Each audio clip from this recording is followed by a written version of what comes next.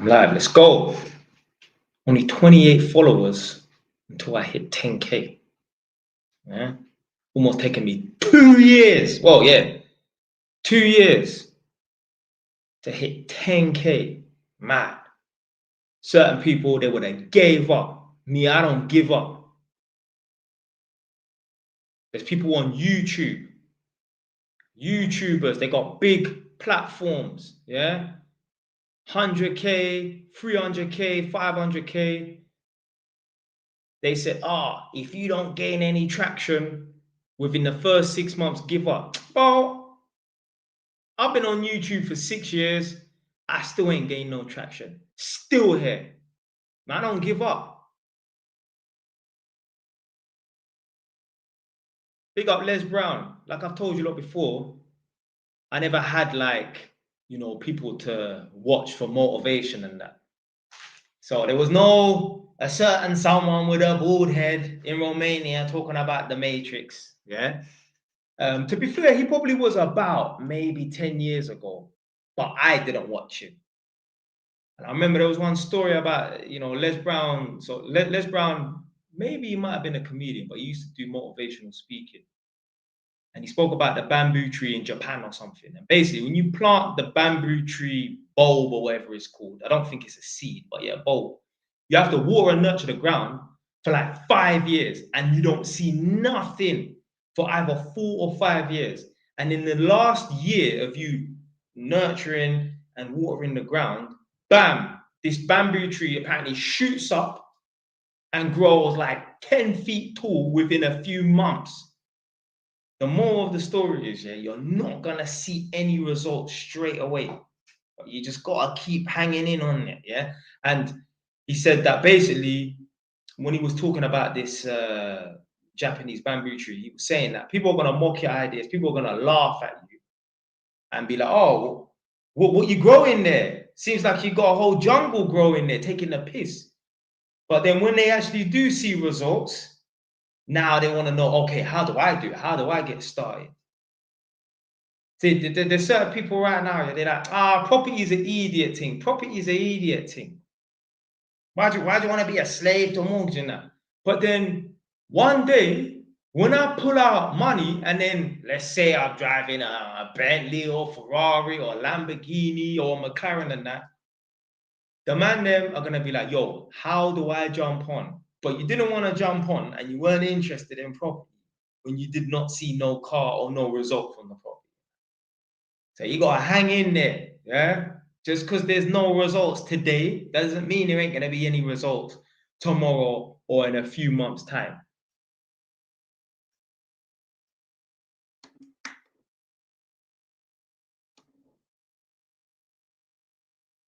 Don't like the live, follow the account, rude boy. Man, I like it. Don't bother like. Someone said thoughts on Gets. What now? Has someone been accused of something now? Don't tell me, because the other day, a guy, I don't know who he is, but apparently he's like proper rich, like black brother, man. He's got money. Some girl has accused him or something. Now he's in jail on remand. No way.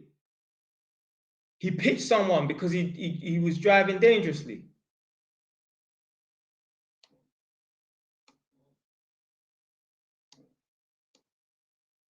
Big up Nadia for liking the live.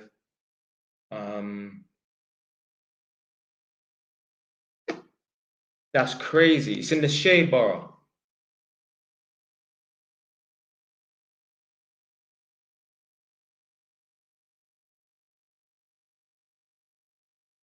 Shit, boy. That's the last thing you want to do, man. Yeah. If there's one mistake you don't want to make, you don't want to pitch someone because you was driving dangerously. And the thing is, obviously the driving probably was a little bit dangerous, but he probably wasn't driving at 100 miles an hour. Anything can be classed as dangerous driving, You press 1 if you know who the Range Rover mum is. You know who the Range Rover mum is, yeah? All right, I'm gonna get to this comment in a sec, yeah. But press 1 if you know who the Range Rover mum is. She obviously nudged somebody, yeah, in her car. If you know the story, you know the story. She's nudged someone in the car, and apparently she was saying that, yeah, you can get done for dangerous driving for that. Like she's not even technically driving. You understand? If you nudge someone, you do something dangerous in a car, that's dangerous driving. You could be driving a car. That's what I'm saying. People think dangerous driving is 100 miles an hour down a 20-mile-an-hour road, or 100 on a 30 or 40 road. Nah, you could be driving down the road at 10 miles an hour, and God forbid there's some people at a bus stop and you mount the curb and you lick someone, even at 10 miles an hour, that's dangerous driving. Yeah, don't think here for a second, yeah, that dangerous driving is just breaking the sound barrier. Nah, you don't have to be doing a sonic boom out here, yeah? If you don't know, you know. If you don't, you don't. Right, that comment there disappeared. What was the person saying about the cop too? Let me find it, because it's not that. Got 42 people in already. Right, boom. Right, where's that comment? Someone said something about the cop 2 yards in Leeds. Right, thanks to you, cop 2 yards and 2 businesses. Yeah, come on. I thought it said something about Leeds or whatever, but yeah, man, come on. What area did you buy the properties in?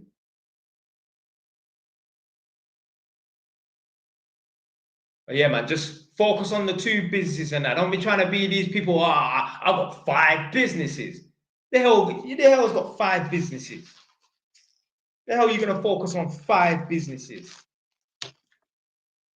You'll be doing flipping nails, lashes, and flipping feet. Yeah, be waxing people's asshole and that, and talking about, oh, I've got 5 businesses. You got 1 client per business. What the hell are you talking about 5 businesses? So this Renee person said, Jay Wise, 2 lives in a week. Who's this imposter? Do you know what? Maybe one time, yeah. And big up those of David saying the same thing. 2 lives in 1 week. Come on. I think one time I have done 2 lives in 1 week. The only reason I'm doing is obviously, you know, I've got like 28 followers to go until I hit 10K. So that's on TikTok. Cop 2 yards in Leeds, 1 in LS9, and the other 1 in LS6. We're waiting on solicitors. Okay, yeah, cool. All right, yeah. So Leeds. Yeah, big up Jimmy Bradshaw. Respect. Yeah, I've put the monetization on. Let me double check. Hopefully, don't start jittering the live. But yeah, the monetization is on. Yeah. So yeah, like I was saying, yeah, you may not get results anytime soon.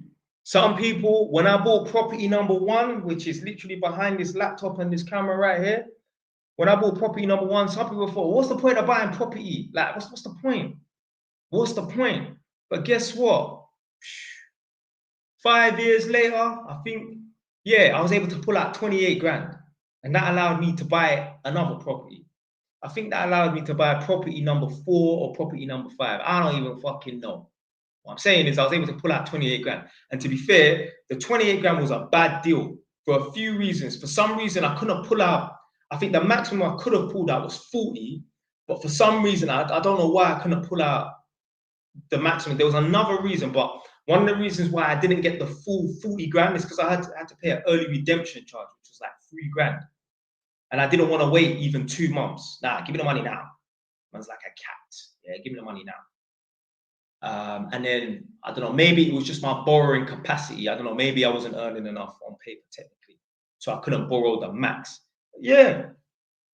Imagine if I pulled out the full 40 grand. Imagine I pulled out the full 40 grand. I could have bought 1 house. You know, actually, no, I wouldn't have had enough to buy another house and a buy to let. Yo, buy a house and then halfway there for another property deposit and that. Obviously, there's ways around, you know, being able to buy a house and not having to, you know, list it as a buy to let. Anyway, can't talk too much. Jay Wise, someone said, Jay, when are we going to see you on The Apprentice? I mean, obviously, you lot probably seen a video where I was saying I actually applied to go on The Apprentice. But yeah, no, I didn't get through still.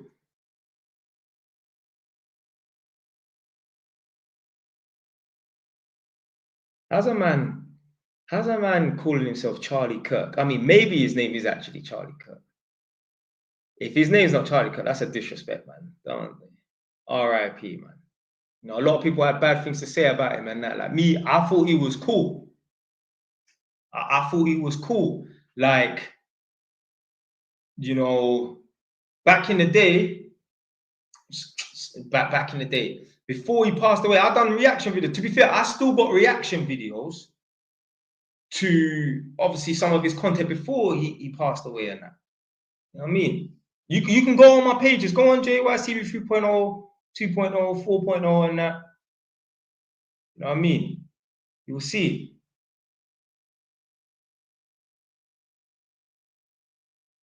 Oh, this guy's taking the piss. A man said, this is the same JYs who threw a bang and end up missing, end up hitting a female fed. Yo, she got in the way. She got in the way. Yo, man's got up off the floor after fighting with these two Tottenham holders and that. You get me? Man just jumped in the air to try and lace one of them. And the woman's got in the middle. Hey, do you know what? I didn't even know this happened. I actually got done for assault on a police officer for that. I didn't even know. It was only true saying like man's looking through my was it DBS check or whatever, and I'm saying, hold on a minute, assault on a police officer. I'm like, oh shoot, they actually done me for that. Because they told me they was gonna drop it because it was an accident. Motherfuckers. Try create little slide in there, yeah, little, yeah.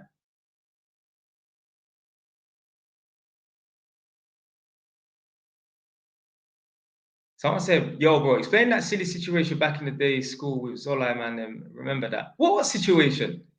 I'll pick you up still, obviously. I know who you are, innit?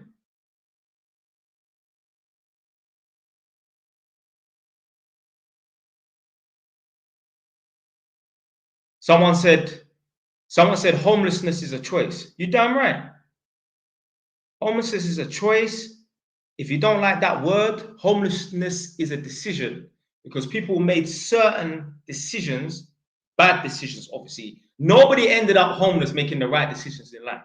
Now, unfortunately, someone could be in the business world and make some incorrect decisions and end up homeless. But I'm not talking about that. I'm talking about that. A certain man, all of them, should I say, they made some bad decisions, they made wrong decisions. And that's why they end up homeless on the street. And you have to think to yourself, why are they homeless on the street? Like what? So hold on a minute. So your mom, your dad, your brother, your sister, your auntie, your uncles, all your cousins and that, everybody knows you're homeless on the street and they wouldn't rather you sleep on the floor of their living room. Are you that bad of a person that they would rather know that this guy, especially look, winter's approaching now, yeah? The next couple of months, it's going to get really cold, especially in January and February. Jesus, Lord. There's going to be some homeless people out on the streets Christmas Day, January, early February, and that way it's at its coldest. You know what it's like in February, yeah? You're trying to tell me those family members, yeah, would rather, say that guy is out on the street rather than let him sleep on the floor of their yard. There's guys, yeah, who they're still cool with their ex-girlfriend. Their ex-girlfriend still allow them to stay at their house. One of my brethren, this guy, yeah, must have met one chick, and obviously, I'm sure she had the respect to let my brethren know prior to him turning up to the yard. But anyway, I don't know if it was, an hour in advance or as he got to the front door, because, certain gal are dumb, obviously, innit? But yeah, she was like, yeah, my ex is actually at my house. He's on the run from the police. My brother just walked into the yard. My brother he's big, you know what I mean? Yeah. The guy apparently is lying on the sofa, was sleeping on the sofa. He just rolled over, looked at my brother, and just rolled back over and carried on sleeping. Yeah.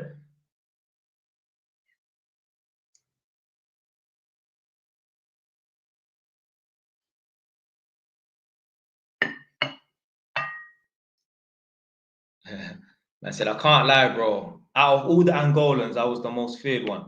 Have you seen that video on TikTok?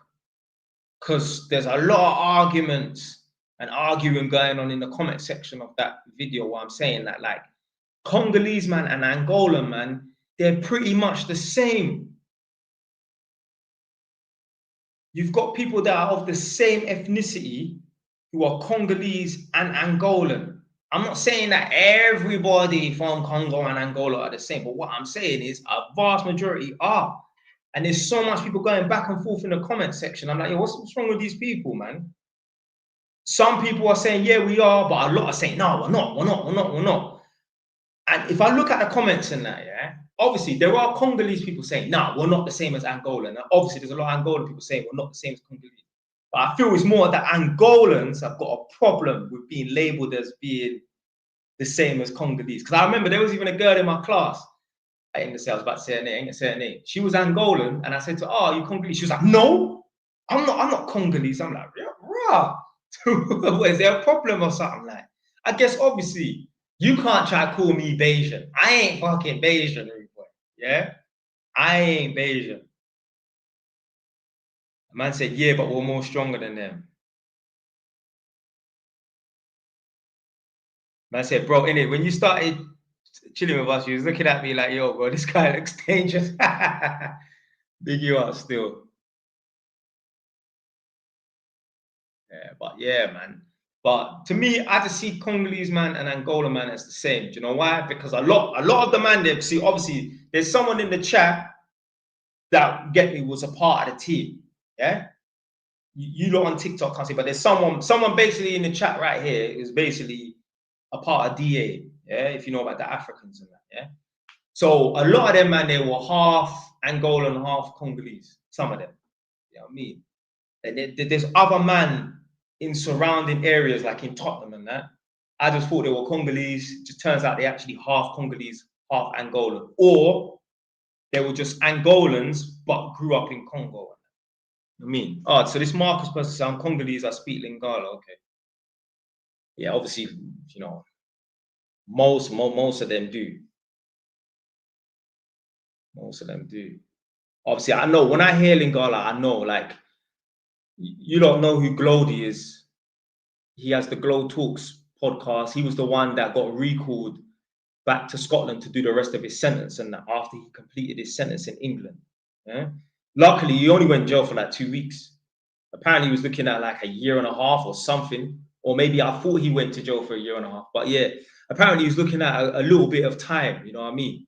But because so much media hype and that, they just released him, which is good. But anyway, when I went on his podcast and obviously me and him are standing outside this building and you have to put like a code in to get through the security door and that. He's jumped on the phone to ask someone for the code. He said about 4 words. So I'm like, because I don't know him from nowhere. I don't know what country he's from.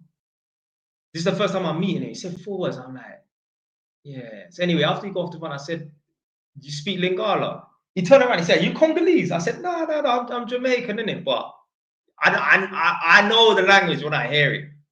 Yeah. I know the language when I hear it. And especially the music as well. The music is very distinctive. It's not like I don't know. Obviously, it's probably like R&B sort of stuff. You know what I mean? Like it's not like rap, it's not aggressive, it's not like drill and that, but yeah, I can just it's like Turkish music. When you hear Turkish music, you know. Yeah. Turkish music all sound the same. Yeah.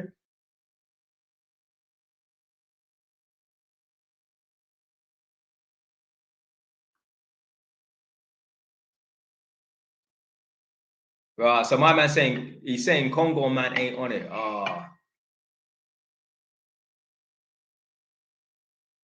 Jay Wise, how should a person with ADHD go about working a boring office job?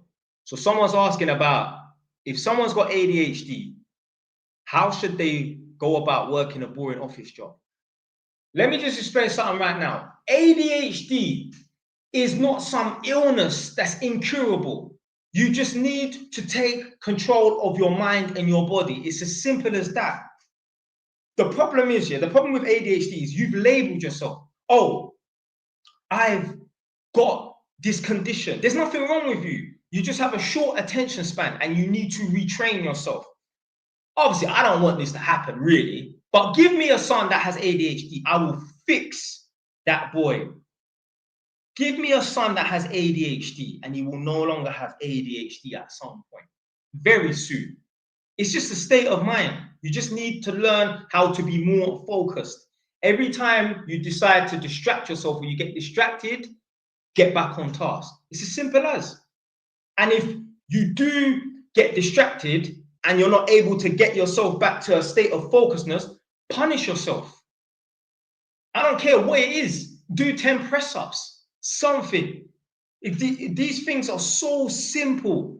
It's not like ADHD is nothing. Like maybe if it's like if you truly are autistic, not English mum wants to be on benefits, so my son is autistic. No, really autistic. Like there's something wrong with you. Yeah. Not oh my mum wants to claim benefits autistic. I'm not talking about that. Then yeah, that's different. You ain't just gonna be able to just train yourself out of stuff. But ADHD, it's just nonsense. Complete nonsense. Complete nonsense.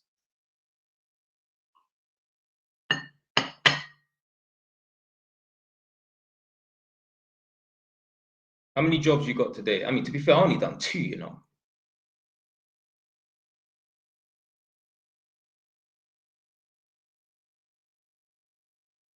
That was JY's Bun Loud. No way.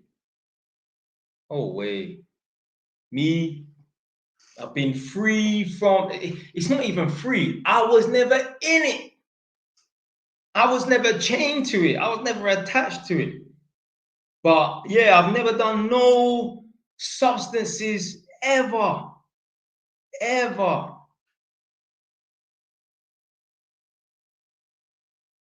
Yeah. I don't know. Me, I just have no urge to get high or to get drunk. Not interested. It just does not appeal to me. Even when man was, you know how it goes, innit? Man trying to make a little money, and you don't know already, innit? Yeah. Never thought, yeah, let me just, yeah. Let me just see how this, yeah, what the buzz is. Nah, not interested one bit, man. Because I'm not a sheep. I don't care if everybody else is doing X. I'm gonna do Y or Z or nothing. Simple as. I've been to the clubs and bars and that. I'll buy you a drink. I'll buy you a drink. What for? I'm alright. Just get me a Coke or I don't know, Fanta orange or something like that. Yeah. Man said, should I ask Tion Wayne if he remembers? Of course. Obviously, tell him my government name. He should know about JYs. You know what I mean? Everyone see my thing. But definitely man's government name. Come on, man. Come on. Right. So big up my Ms. 528, a loyal support. He's a part of the membership. Right, what's he saying? Jay, is 40K enough for a house deposit? Right now in my town, house prices are very high. I have a 1-bed council flat, which I live in, living on my own. Can't buy the flat right now. Should I keep saving? Not in a rush.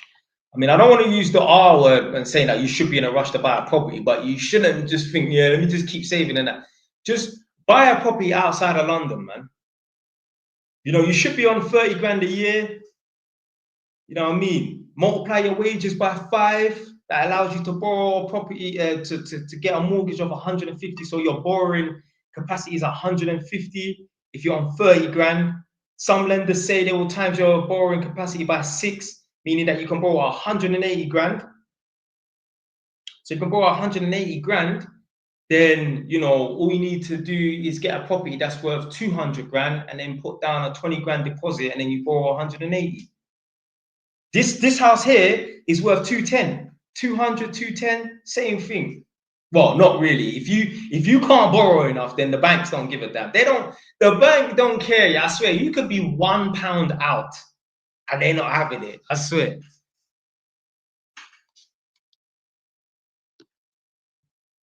So my man said, "Yo, Jay, was you here when Dutch came Edmund?" Nah, I never even heard about that. What year was that in anyway? Was that like around about COVID times and that? When he was like obviously blowing up?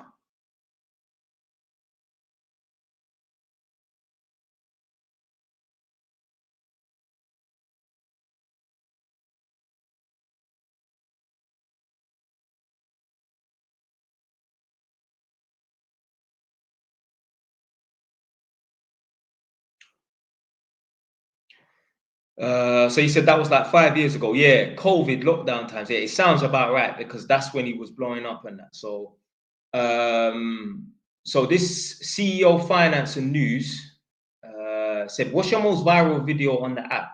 My most viral video is the one where obviously I was living in the house that's opposite next door, and the police came knocking at my door. So I'm standing in the living room, the kitchen, making a cup of tea. Exhibit A, yeah. And yeah, I'm just making a cup of tea. And obviously, my house, the kitchen, the window faces the street. So obviously, I'm just naturally looking out the window. And me, I'm a very observant person. I just clock things like straight away and that. Anyway, these two cars pulled up.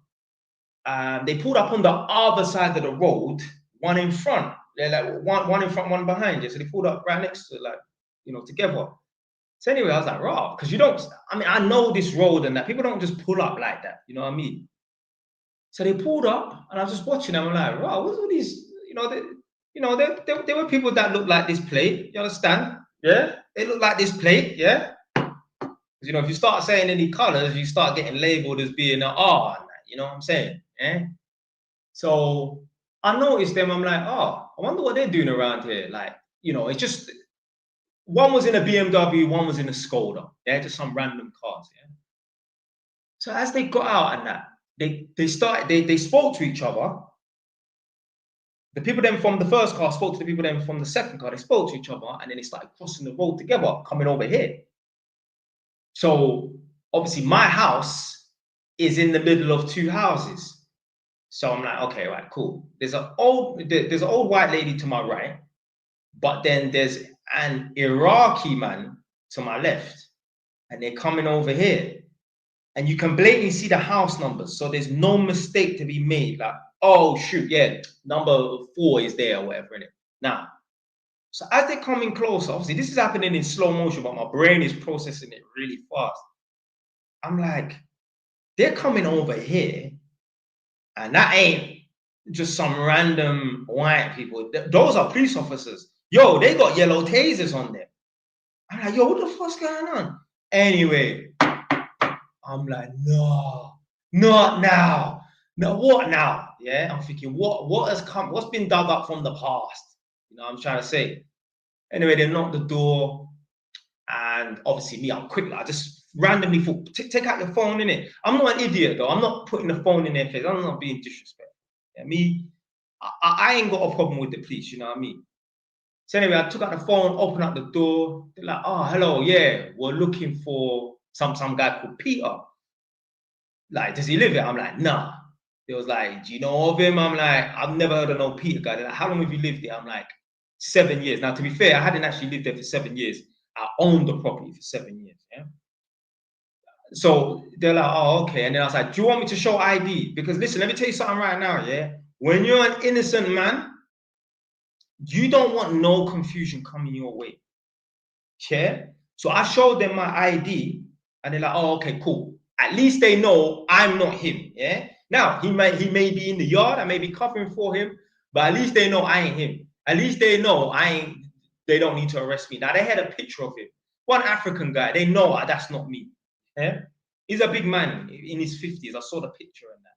I'm like, nah, I don't know him. But yeah, people underneath the comment section will say, oh, why are you showing them your ID? No, they have no right to knock without a warrant and that. Bro, they probably did have a warrant, that's why they come looking for him. But yo, people were trying to get onto me for showing my ID. Why not? Yeah, just be happy that a young black man has had an interaction with the police and it was a positive interaction. I was even busting joke with them. I can't remember what I said. I didn't tell a fucking joke about, the chicken crossed the road and what did he say to Michael Jackson? I didn't tell a joke. What I'm saying is, I don't know, something happened. They laughed and that. Yeah, cool. People trying to get onto, why are you showing him ID? Why are you showing him ID? Because I want to rule myself out of the situation. Let me tell you something right now, yeah? When you're innocent, you don't even go no comment. When you're innocent, you speak, yeah? You want to rule yourself out of that situation. I don't care what anybody says, even a solicitor, yeah? If a solicitor, if you get arrested and it literally has nothing to do with you, it's just for some reason you've been arrested for a crazy crime and it has nothing to do with you, the solicitor, the duty solicitor will tell them exactly where you was and who you was with. The duty solicitor is not going to tell you, go no comment. No way. If you are actually innocent, like you just happen to be wearing a grey tracksuit and a blamming was done and the person had a grey tracksuit, but you can prove that you was in the flipping doctor's surgery for the whole last hour and a half, they're going to tell you to speak. They're going to tell them what time your appointment was, tell them to verify with the flipping doctor's surgery that you had an appointment, and you're going to say to them, tell them to check the cameras and that. Your duty solicitor is not going to tell you, say no comment. What for? Innocent people don't go no comment. Yeah? People who may be a little bit in the mix will be saying no comment. Yeah? And you know, sometimes it's just best to just be quiet in a situation. Yeah? What's the one that everyone loves doing? Prepared statement. Yeah, I've had a few of those of lately. Right? I don't know, man. I've seen on them programs there where people are getting nicked for some mad crimes like M's and that. They don't even do prepared statement. They just no comment. Then they're not even saying anything. They're not even taking the risk of the prepared statement. Because if you give the prepared statement, that's your statement. So when it goes to trial, you can't change your statement because the truth never changes, but lies always do.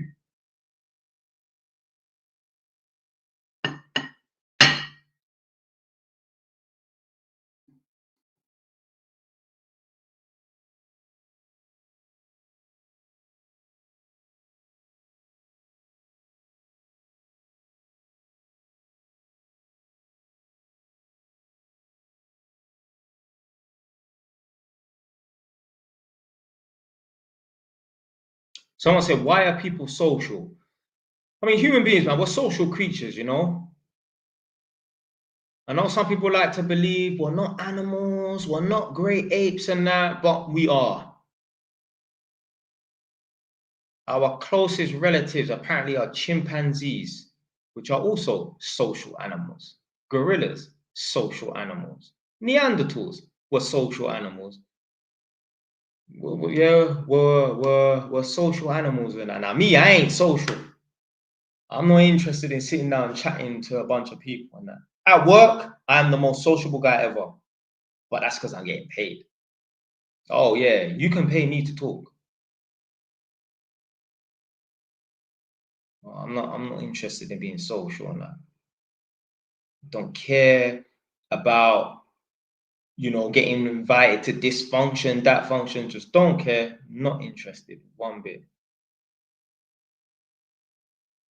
So someone asked, how do you deal with loneliness?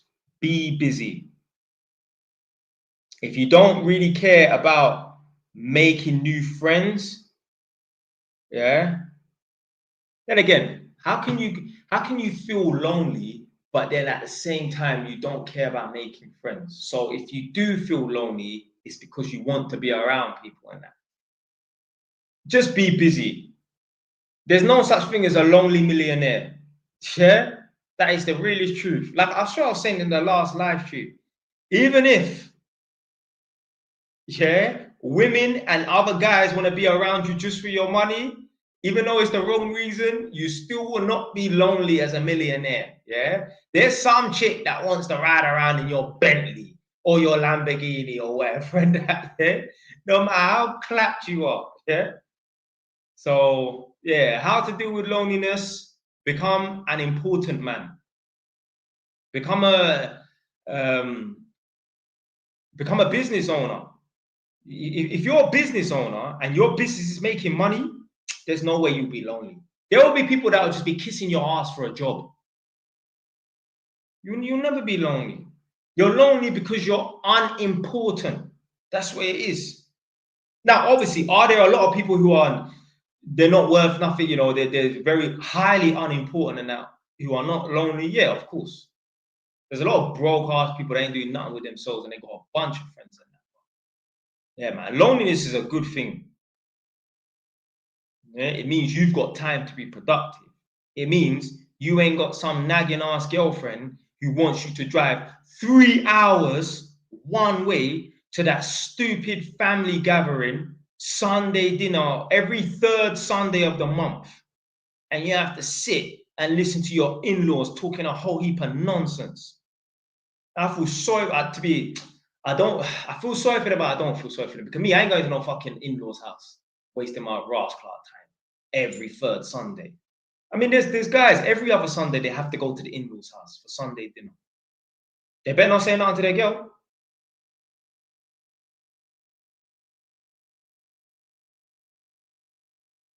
That's why they're turning up, because they ain't got a choice. Listen, obviously, no disrespect to Nadia, but Nadia, like, you know, had in, like, you know, parents are like, yeah, you have to come around every other Sunday for dinner. I'll be missing in action. Am I Ross Clark A to a blood clot? They have to come find me, yeah?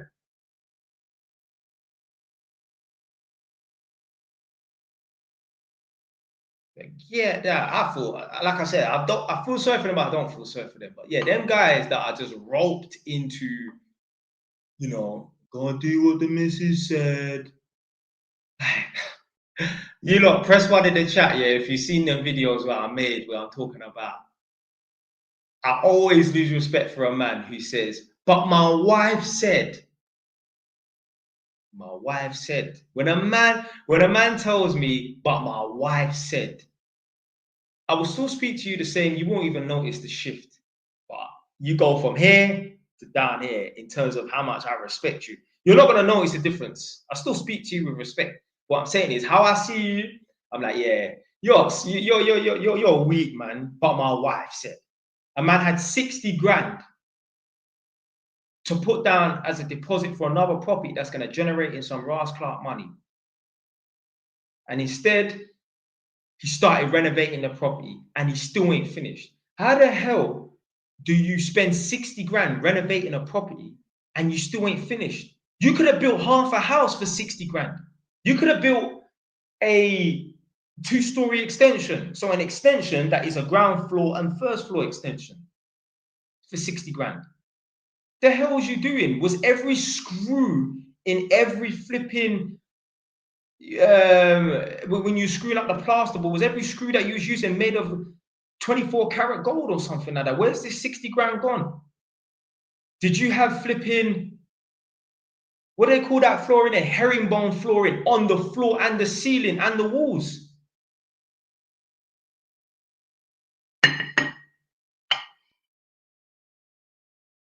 Someone said, how do you get Nadia so patterned? Yeah. The way to get women patterned is you have to show them that you're willing to walk away.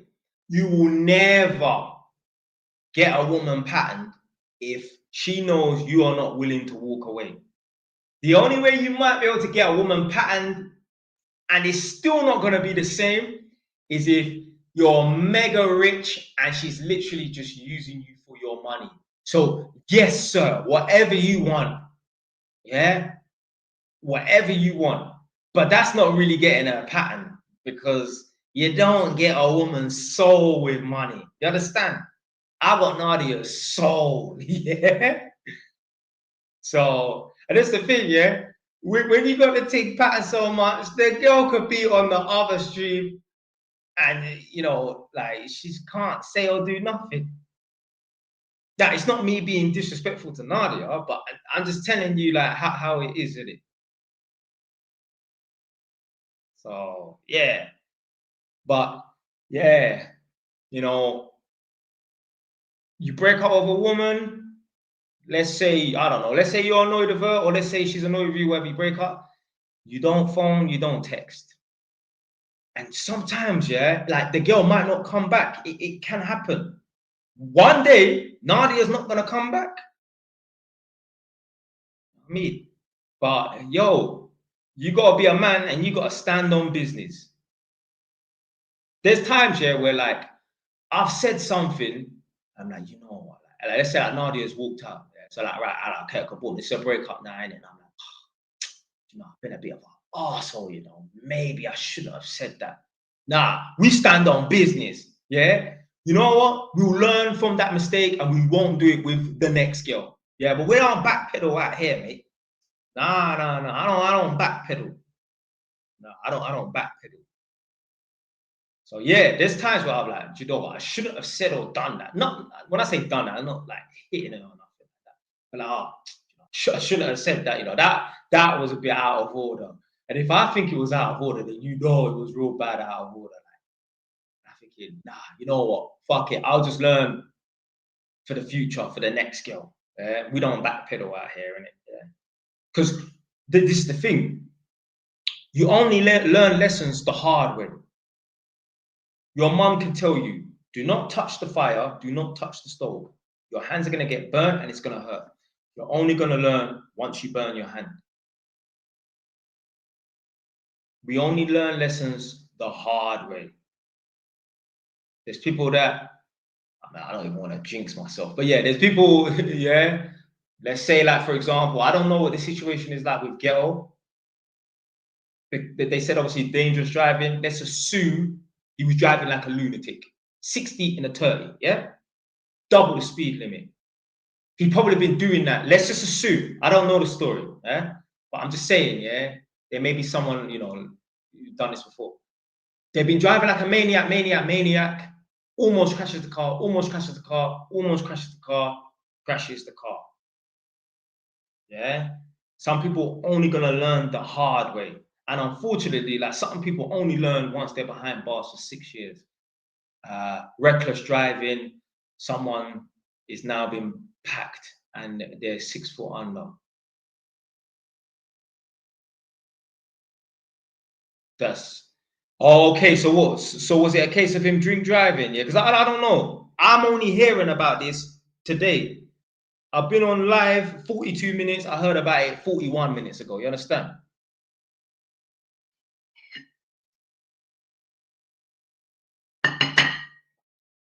Right, hold on, right. So who's this Mr. Blixen? Let me see.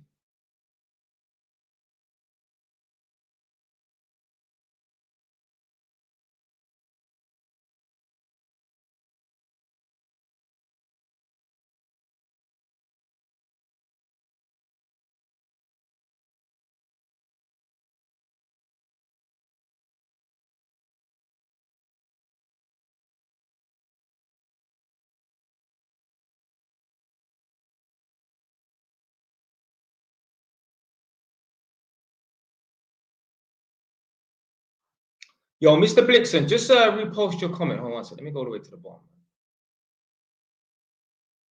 Nah, repost your comment, Mr. Blixen. I can't see it because I don't want to keep scrolling up because I can't.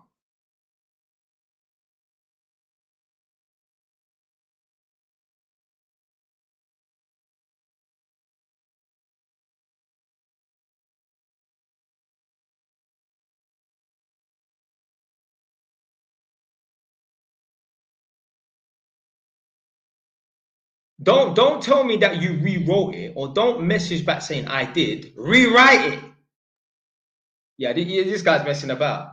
The time it takes you, yeah, to say I did. Can you see that? Well, the problem is, yeah, your comment is getting blocked and banned. And that's what it is. Because you're saying I did. It's not surfacing. That means it's getting blocked, or you're just ramping. One of the two. Yeah. Either way, you're not learning from your mistake. Yeah. Step by step, what to do with 50K.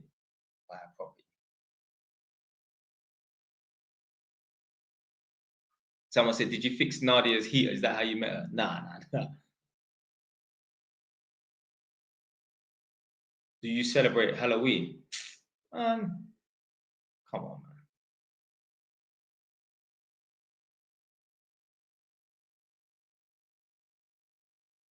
Oh my days. Oh my days. Right. So this guy said one thing One thing you said that which is real, how you can't wear certain garments around in low class areas, e.g. the club, got caught off guard, and someone took my Free Bills LV hat. Imagine that. Imagine being around people that want to teeth your hat. Crazy. Crazy. And you just know, yeah, if there are people that are willing to take your Free Bills hat off of you, then you know that there's people that would be willing to do some madness to get that watch. Them same guys that took your Free Bills hat off of you, if you had a watch that was worth 30 grand, 40 grand, whatever it takes, by any means necessary, to take that watch, that bust down, that kettle, pots and pans, iron. They're taking that AP, they're taking that Cartier, they're taking that Rolex, they're taking that Breitling. Craziness, man. What's craziness is this. I'm 21 and pay 7 bills to live at home. I feel like fighting my Marge because I found out none of my other family does this. How to release anger. I'm Jamaican, so try to be respectful to parents. Tell your mum you're not paying that money no more. And you know what? You might have to move out because your mum is treating you unfairly.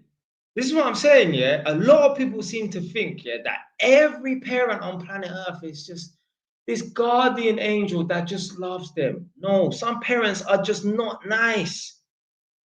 There was a book that my mum read years ago. I remember seeing it in my mum's wardrobe. My mum said that she cried when she read it. Press 1 in the chat. This book is older than certain of you, man, you know, watching this right now. Because I remember seeing this book in my mum's wardrobe when I was like 6. I'm 33. And this book, when I saw it when I was 6, the book was probably 5, 10 years old anyway. This book is older than certain of you, man. There was a book called The Child Called It. Press 1 in the chat if you've heard of it. Maybe ask some of your mums that read. Yeah.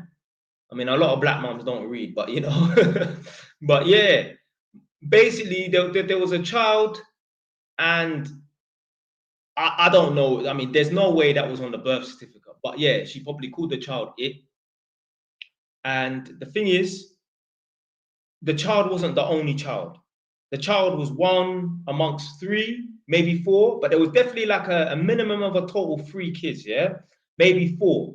Now, someone would try to, I'm not even justifying it, obviously, there's no justification, but you would try to make sense of it, like maybe that particular child called it, yeah, it had a different dad to the others, so it was treated different. No, all the kids had the same mum and dad.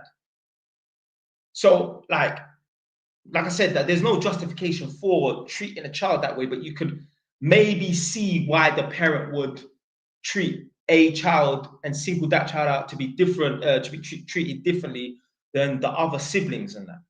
But the child had the same siblings as all the same parents as the other kids. The mom and dad were the same. So it's just crazy, man. But yeah, man, they yeah, did not treat the kid good. That's all I'm saying. But say certain things probably get the TikTok live banned. Crazy. My mom said she cried when she read the book.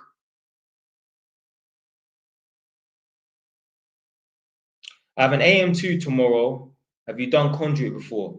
The last time I done conduit was when I was 16, 17 years ago. I don't know nothing about bending conduit.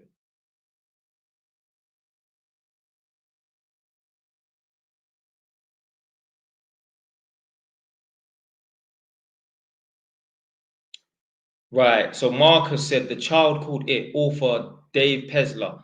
Okay, yeah, I just remember the front cover of the book. The front cover was a white background, and the child's face was like kind of distorted in that. And yeah, man, the child was young as well. Like, I don't know, between 4 and 6.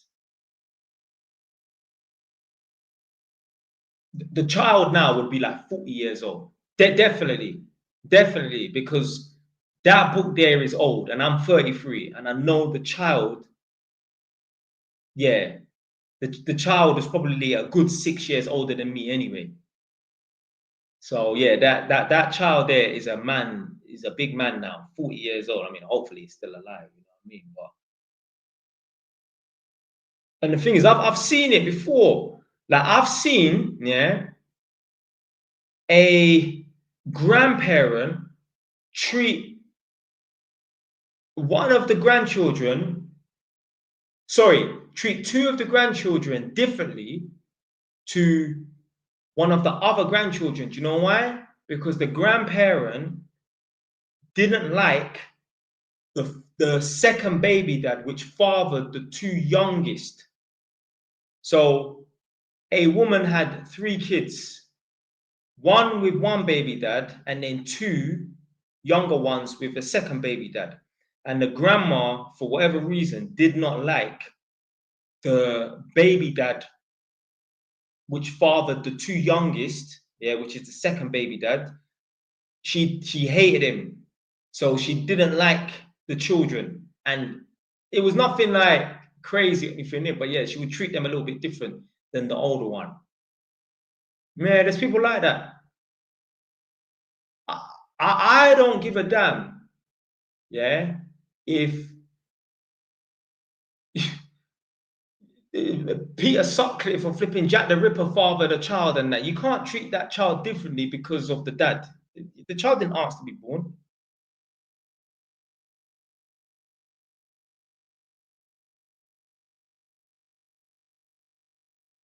The child did not ask to be born.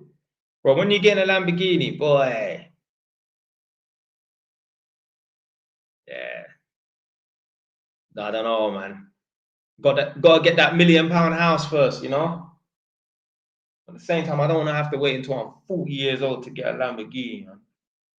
Still want to look young in the car, you know what I mean? I saw one guy. I spoke about this like a while back. I was getting some Turkish food, and there was this guy in this McLaren. The car was nice. Like some random guy stopped me and said, "Oh, that's a nice car, man." And I was like, "Yeah, the car's nice." And I'm like, "Yo, man, that guy's old, man. The guy's like in his 50s. Like, you want to be driving a McLaren when you're still looking young, before the hair falls out. You understand?" Yeah, I know. I know I'll look young at 40, but still, man. Like, I even saw a guy the other day. Yeah, he was an older guy, big guy as well. Obviously, I don't know how tall he was, but he looked like he was a big. He was definitely big in weight. Driving an Audi R8. And I was just thinking, like, yo, this guy's at 60, man. Like, you know, like just like it just looks like he's having a midlife crisis. At them big ages there, yeah, you should be driving something a bit more elegant. You know what I mean? Like, I don't know, Bentley or something like that, or Rolls Royce or something like that. Not Audi R8. Now he might have a Bentley or Rolls Royce. I don't know the guy. But yeah, man, leave them sports boy racer cars for the young boys, man. Cause similarly, I don't expect no fucking 25-year-old or even 30. I don't know, man. I think if I was driving a Rolls Royce, it just wouldn't look good. Nah, I should be driving something more sporty, you know what I mean? Rolls Royce, that's for big man, like 50 years old and that. So yeah, that older guy there, he would look much better in a Rolls Royce. It's got nothing to do with, oh, it's a Lamborghini or it's a Ferrari, because Rolls Royce is, I think Rolls Royce actually has the most expensive car. They've got one for like 13 million or some stupid, or 3 million or 13 million. Someone do a quick Google. Yeah, what's the most expensive Rolls Royce? It's like 3 or 13 million. He's yeah, he will look better in that. Now it doesn't have to be a 13 million or 3 million. There's Rolls Royces that you can get for 300 grand and that. But yeah, man just look like he's having a midlife crisis, man. Oh my days. 16 more followers to go. Someone said 20 million.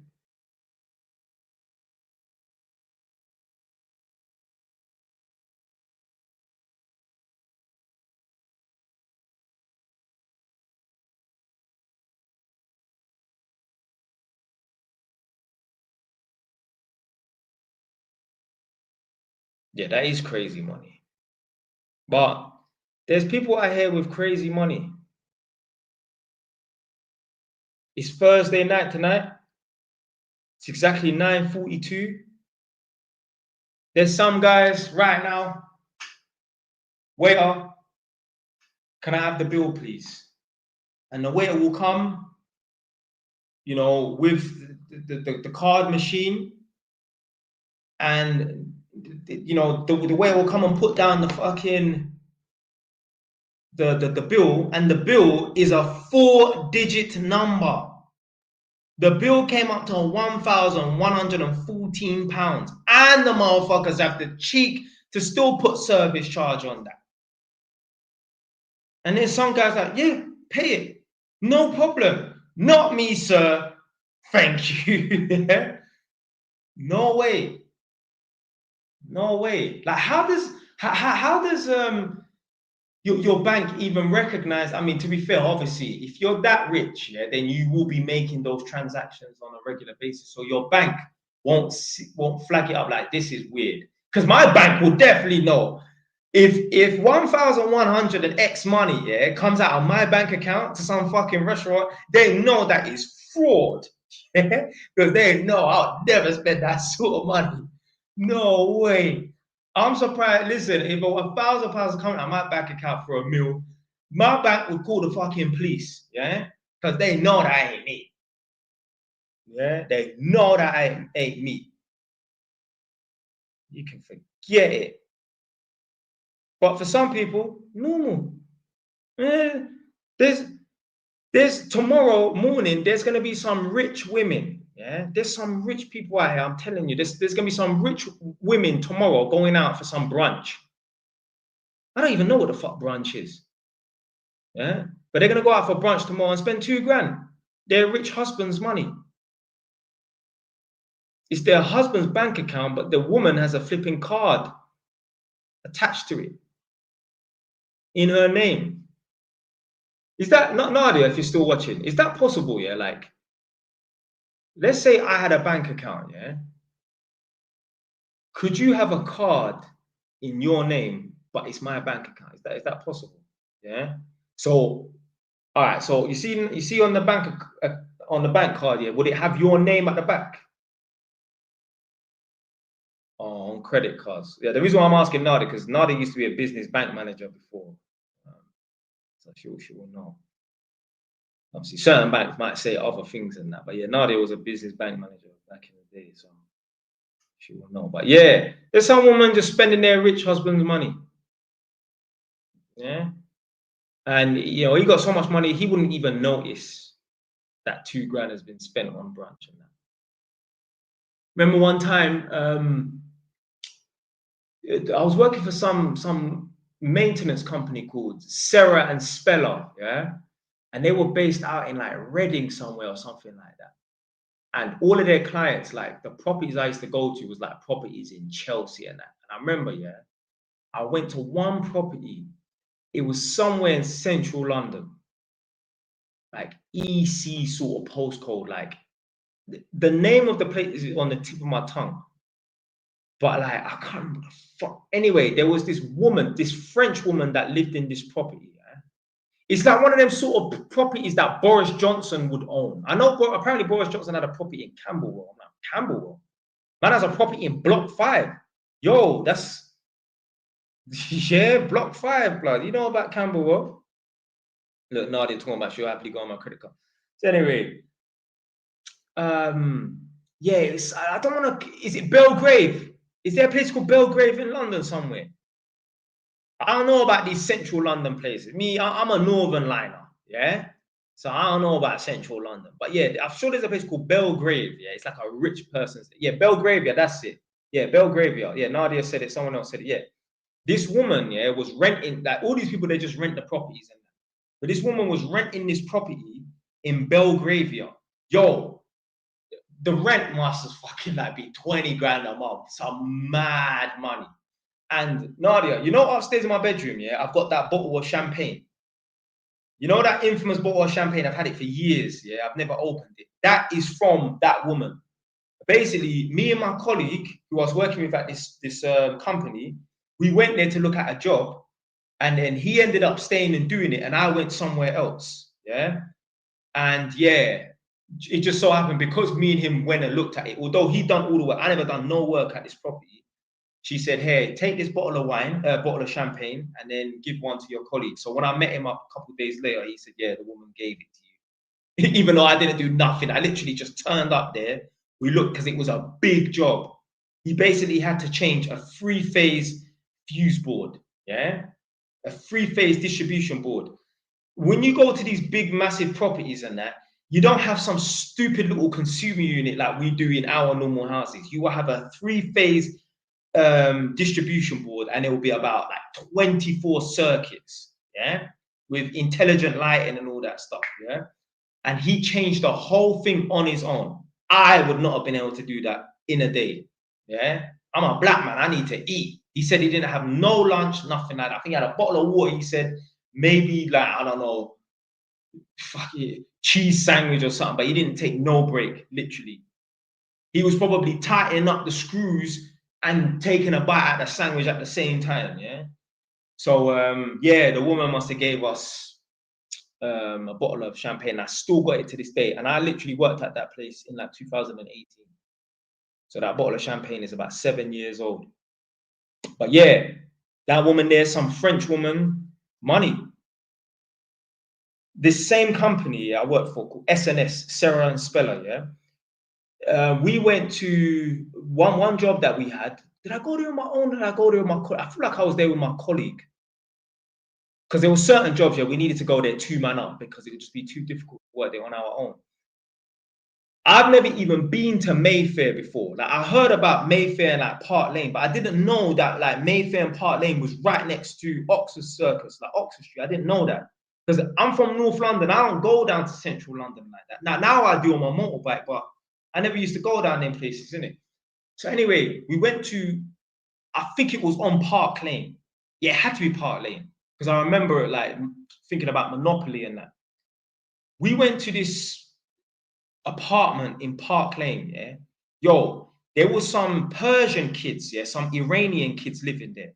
So these times in back in 018, 7 years ago, I was about 28, 27, yeah. They were like 21. These Iranian kids were living there, and they had some, maybe it was from like Indonesia or the Philippines. They had a servant basically.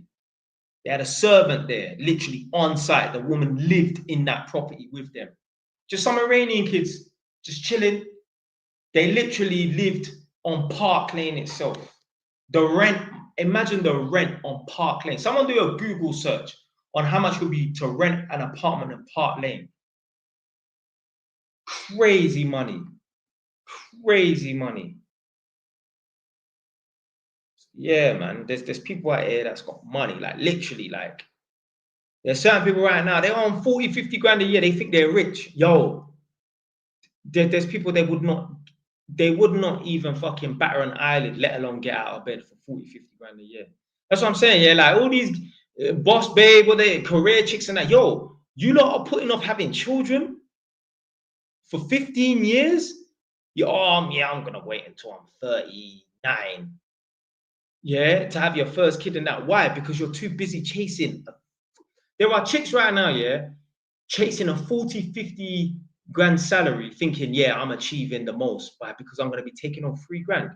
Oh, crazy. I will earn 3 grand in 2 weeks. And I'm not satisfied with earning 2 grand in 3 weeks. I'm like, yeah, if I get paid, so I get paid like 1,500 a week. Yeah, that's average. That's average. Now I'll feel like, yeah, it's a little bit better when I get paid 18. And if I get 2 grand, I'm like, ah, oh, that's nice. 2 grand a week. There's people out here, they wouldn't even get out of bed for 2 grand a week. Imagine, yeah, putting off having children because you're chasing some idiot 50 grand a year salary. Nothing. It's nothing.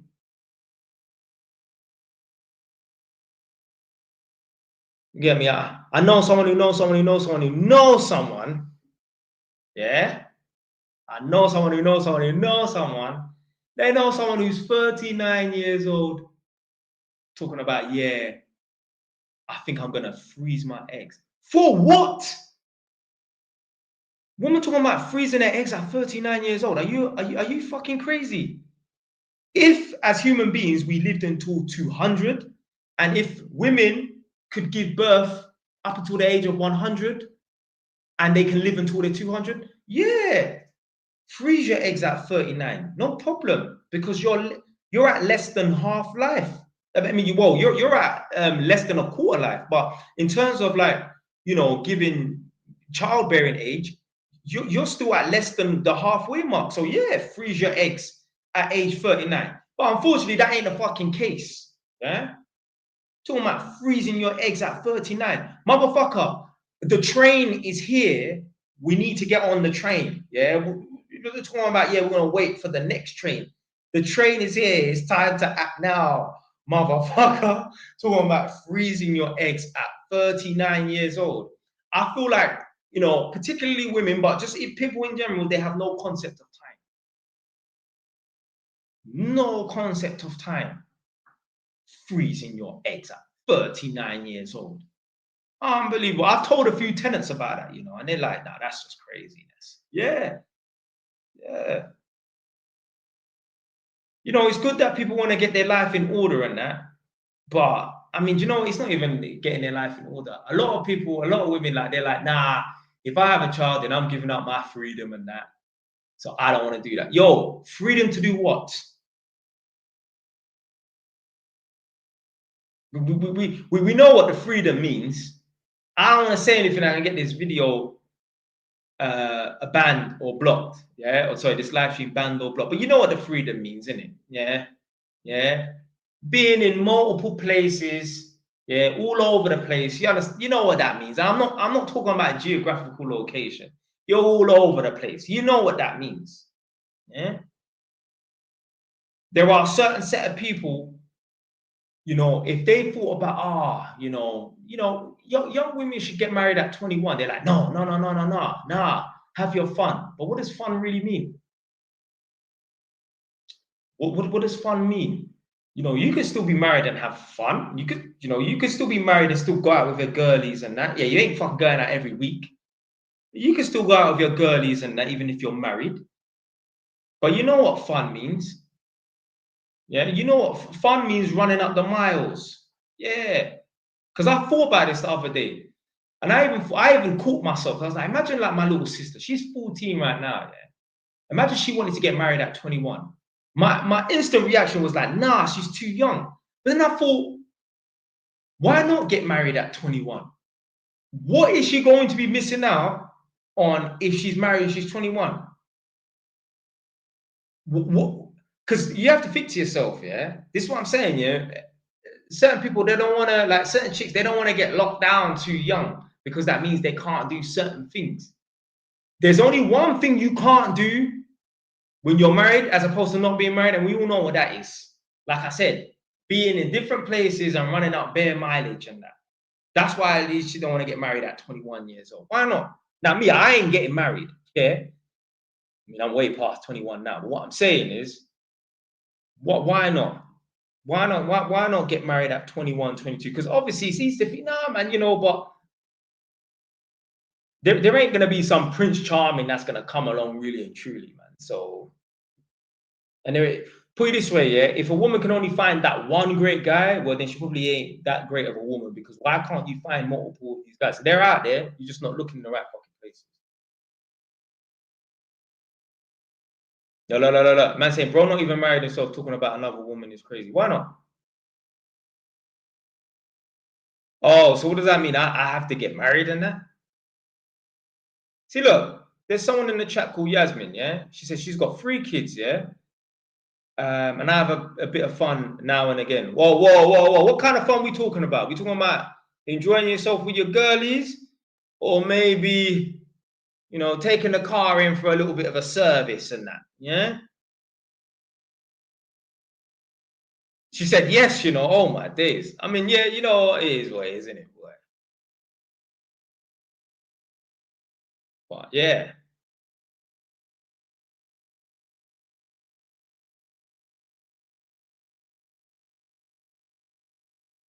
Jay Wise, what would you do if you had quadruplets? I mean, I can afford it. I can afford it. Nadia was here today, and I said, if you had 3 kids right now, yeah, because obviously some people can have triplets, you know what I mean? If you got pregnant with 3 kids right now, no problem. I could afford it. Obviously, I'd have to get like cleaners in because obviously my house needs to be kept to a certain standard. I'm not expecting her to do it, not looking after three kids. You know what I mean? So I mean, I know cleaners and that. I mean, cleaners are cheap anyway. But to be fair, me and Nadia are clean anyway, so the house would never get to that stage anyway. Probably wouldn't even need to. To be fair, I can manage it. I just probably just would choose not to do it. So I'll just get a cleaner in. So yeah, nah, I can afford it. Listen, when you've got money, money fixes the problem. You know, having triplets, having 3 kids at once, that's a problem if you're poor. The only issue you would have with having 3 kids is now my time is being taken up. You don't need to worry about money. Yeah. So I'm saying a lot of these working class parents, the reason why, yeah, they have a disdain for their kids is because in their head, you are the reason why I didn't get to live my life. You are the reason why I'm broke and I'm in debt. When really they should look in the mirror and think to themselves, I wasn't on contraception. And if, let's say I was on contraception, it didn't work. And you know what? Whether I was on contraception or not, I was getting digged out by a waste man. That is the root problem. Because I'm telling you something right now, yeah. If a woman is getting digged out by a high flying man, yeah, a high value man, yeah, that's got money and is willing to spend money on that, yo, even if she gets pregnant with 3, 4, 10 kids, no problem. As long as he's willing to pay, look after kids, no problem. Yeah, she ain't gonna have a life like it was before, but there's no problem there, really and truly. In that. Told you lot already. There was a woman. The second baby dad was in prison. The first baby dad tried come around, tried creep in the back door. Yeah, you know, certain man I wanna. Yeah. Oh, what? Yeah. Your baby dad's in jail. What you say? What you say? Yeah. And she was like, nah. And like I said, like I can't remember how we got into the conversation, but she told me, yeah, I got pregnant within 6 weeks of having, within 6 weeks of meeting my first baby dad, I got pregnant. I was like, well, what did he do for a job? I don't know.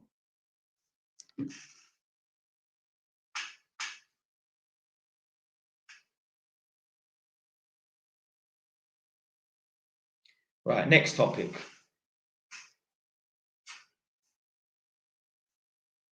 Like, that's the sort of thing, yeah, that I expect a man to do. Oh, I got this girl pregnant. What does she do for a job? I don't know.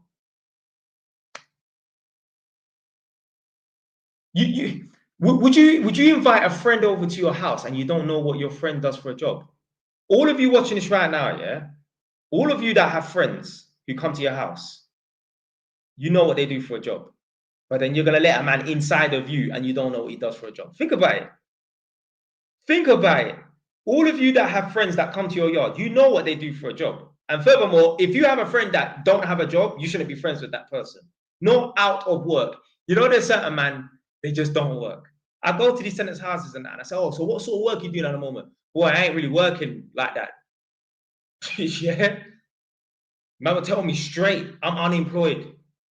Man, certain man, you know, you gotta respect it. They ain't even trying to pretend to lie. I'm not even working like that, you know. Not, yeah, looking for a job. I've been out of work for a couple of months, but yeah, just looking at that. I'm not even working. So to me, that means this guy he's just one of them people, he just don't work. Little Tesco job, 3, 4 months, I can't be bothered. Over the last 10 years of his life, he's probably worked 2 years of his life, if you add up all the time.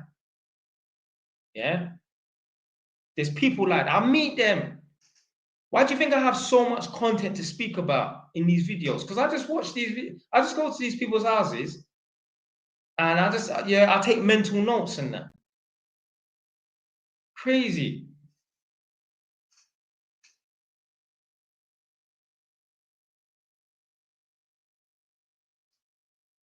Yeah, only working 2 years. Yeah.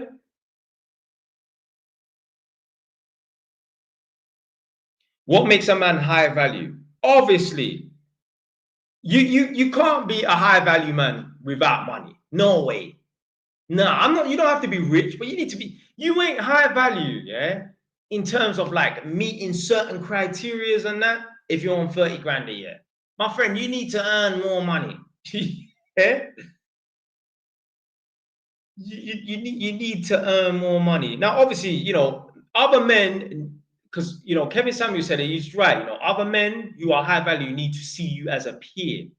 Yeah, I mean, like other men need to want to aspire to be like you if they weren't themselves. Obviously, being a high value person and that, you don't do certain things as well. It's not all about what you do, yeah. It's about what you don't do.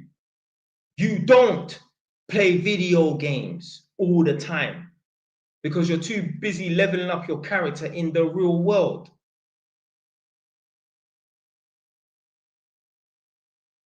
Foolishness like that. High value man is always working, if not got people working for them. Like at some point, a man built up a business to have people working for them. Man want to pretend that he's a high value man, but never done a 14-hour or 12-hour day, or never worked 2-3 weeks straight.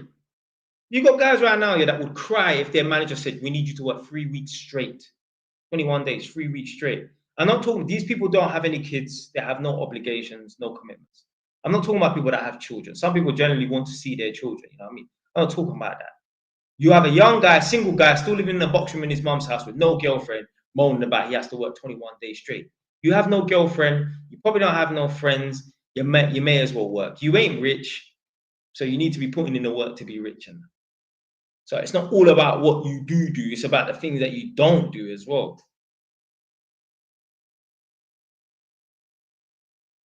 Even stuff like this. A man's asking me, would you watch Dragon Ball Z?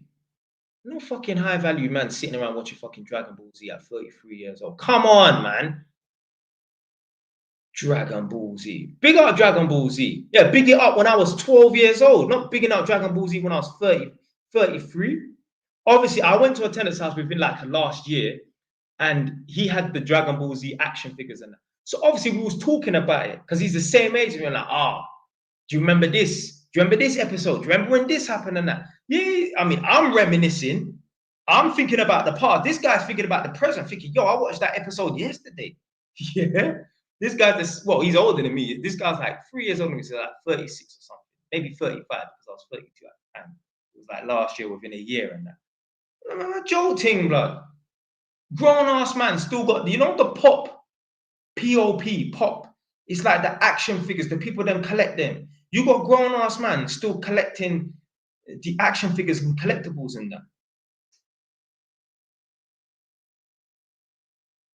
High value man is not living in a council house. I'm not saying, yeah, you need to own your own property. Yeah. Because just because you own your own property, that doesn't mean you're a high value male as well. Yeah. But what I'm saying is, yeah, like you ain't living in no council house. No, unless it's your mom's house. No way. No way. So, because let me tell you something here about people that rent. People who rent, they're the real property owners. Yeah. Think about it. There are people right now, yeah. I've got a tenant that pays me £750. Yeah. My mortgage on two of my 3-bed houses, yeah. So one of my 3-bed houses, the mortgage is like 600. And my other 3-bed house, the mortgage is like 700. The man is paying more for a room because it's a really big room. He's paying more for a room than a 3-bed house. He is the real mortgage payer. People that rent qualify to some respects to be and have a mortgage, because this is how a landlord makes profit. And the landlord, not God forbid, a landlord makes money out of a property, makes money out of a tenant, but the rent has to be more than the mortgage. So say for example in London, yeah, you got people, this is crazy, people are paying £2,000 a month for a property in London, yeah. three-bed house in London, in Tottenham, Edmonton. It's not fucking Chelsea or Colindale, you know. Yeah. Now we're paying £2,000 a month for rent, but the mortgage is 1,200, 1,000. Just depends. All depends. Yeah. But say the mortgage is 1,200 and that. It has to be that way, or else it would not be worth it. If it was the other way around, the mortgage was 2,000, and then the rent was 1,200. But then you'd be losing every time. So people who pay rent, and remember, when people pay rent, they still have to pay bills. You know, when people pay rent, it's not bills included 99.9% of the time. Now, my house that I rent next door, the bills are included. Yeah, but that's a rare case. More time, it's just the the rent separate, bills on top. So the people then who are paying the rent, they are the real mortgage payers because they're actually paying someone's mortgage. And if they're paying someone's mortgage, they can afford to pay their own mortgage on that same property. Anyone that's paying the rent, you qualify to get a mortgage in terms of keeping up with payments. Now, maybe your credit score is bad, or you just can't manage your money in a way where you can't save up, for a deposit. That's another story in that. But even then, some of them people there, they could get 100% mortgage. Crazy, There's people right now paying, even in Northampton, let's say 1,200, 1,300 for a three-bed house, let's say. But then that three-bed house, the mortgage is between 700, 800. They need to get a 100% mortgage and then just get a property. No deposit. They probably won't have to pay stamp duty as well. Big up Miss 528 with the £1 super chat. Come on. Big up Max. The 199 super chat. Respect, brother. Sorry, I didn't see it earlier. Sorry.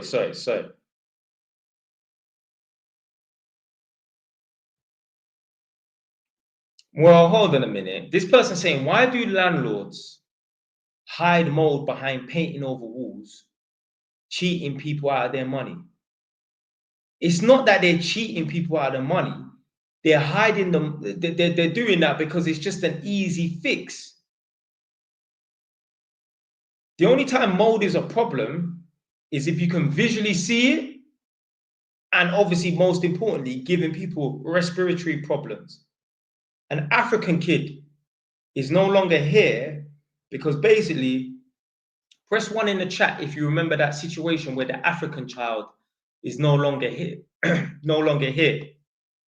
because the parents were asylum seekers, and the property was infested with damp and mold, and especially young kids, they can be affected by it the most. So the child got like a lung infection, no longer here. And I thought to myself, like, hold on a minute, like, as a father, your child is getting sick because it's not a light switch. You're not just gonna, the child is not just not gonna be here one day. You understand? They will get sick over time. Why didn't the father take the child and go and move somewhere else? When you're an asylum seeker, you can't move house and you can't work. So you can't move house because you have to stay in a place, and you can't, okay, let me go and work, earn some money at some shop, whatever, so I can go and rent somewhere. Nah, you can't, you're not allowed to work apparently. So, and I think it's a case of if they do breach the rules of working or moving, they get put on a plane back home, which is just craziness. And that's all because the council didn't do nothing to help the family. Let me get a bottle of water quick.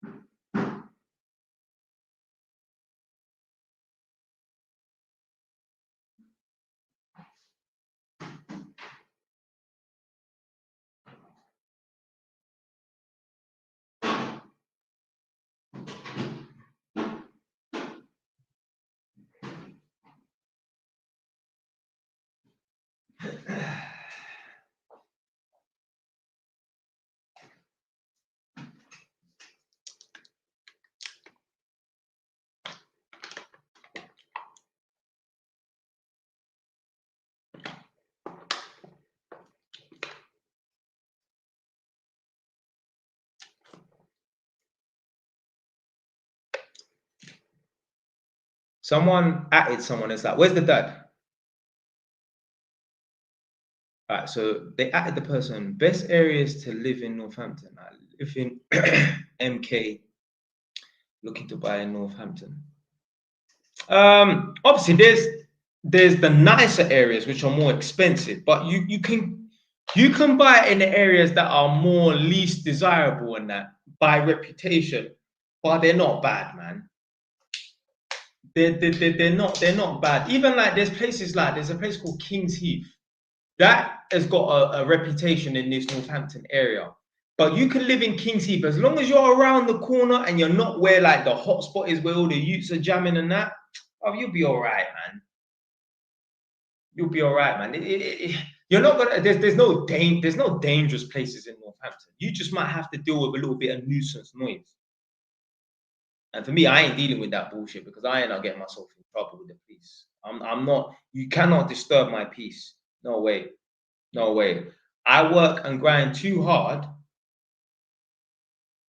for anyone to be disturbing me. No, I'm not going out to work grinding every day, paying my mortgage on time to not be able to sit and relax in my own house. Are you crazy? There's gonna be a war on this street. I promise you.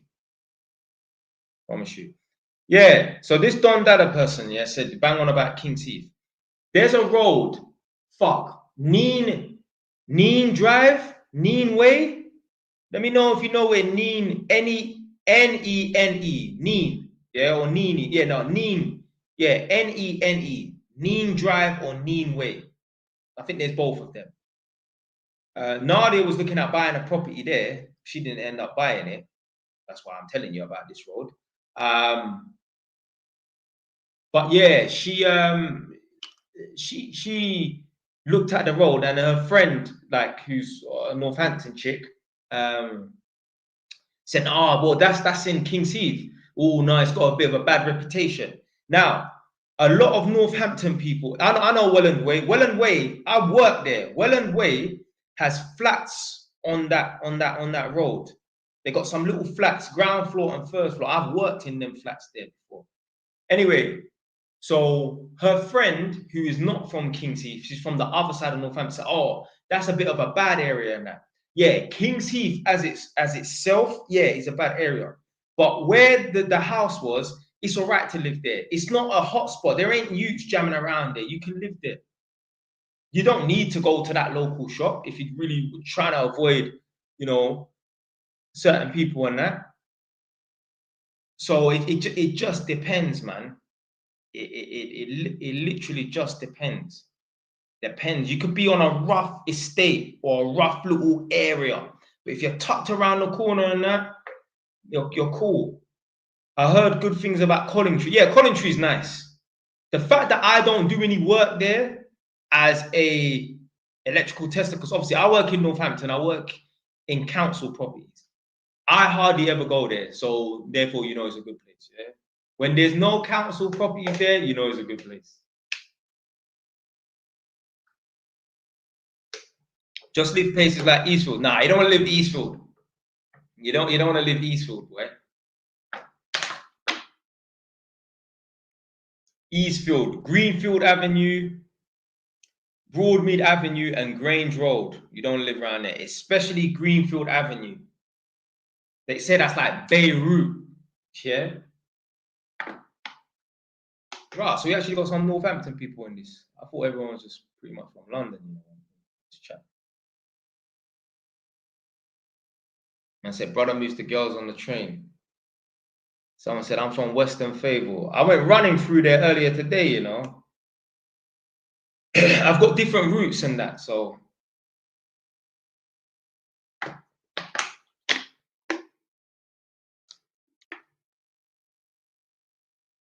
But yeah, there's a place called Goldings, yeah, in Northampton. There's a road or like a part of the estate called Prentice Court. You don't want to live around there. You don't want to live around there. Funny enough, yeah, like Nadia was obviously looking at buying a flat, buying a house, and she was searching. When you just see something move at the corner of your eye and that, yeah. So I have to pick up my slipper and and flatten something right now. Anyway, so Nadia was looking at buying a house, like I said earlier, and obviously we're on Zoopla and that. She's like, oh, look at this house and that. So I saw like, right, that's Prentice Court. I know that place, yeah, because I work all over Northampton. I know Northampton. Like, that's Prentice Court. I'm like, you don't want to live there, but it just depends on where the house is situated. Yeah.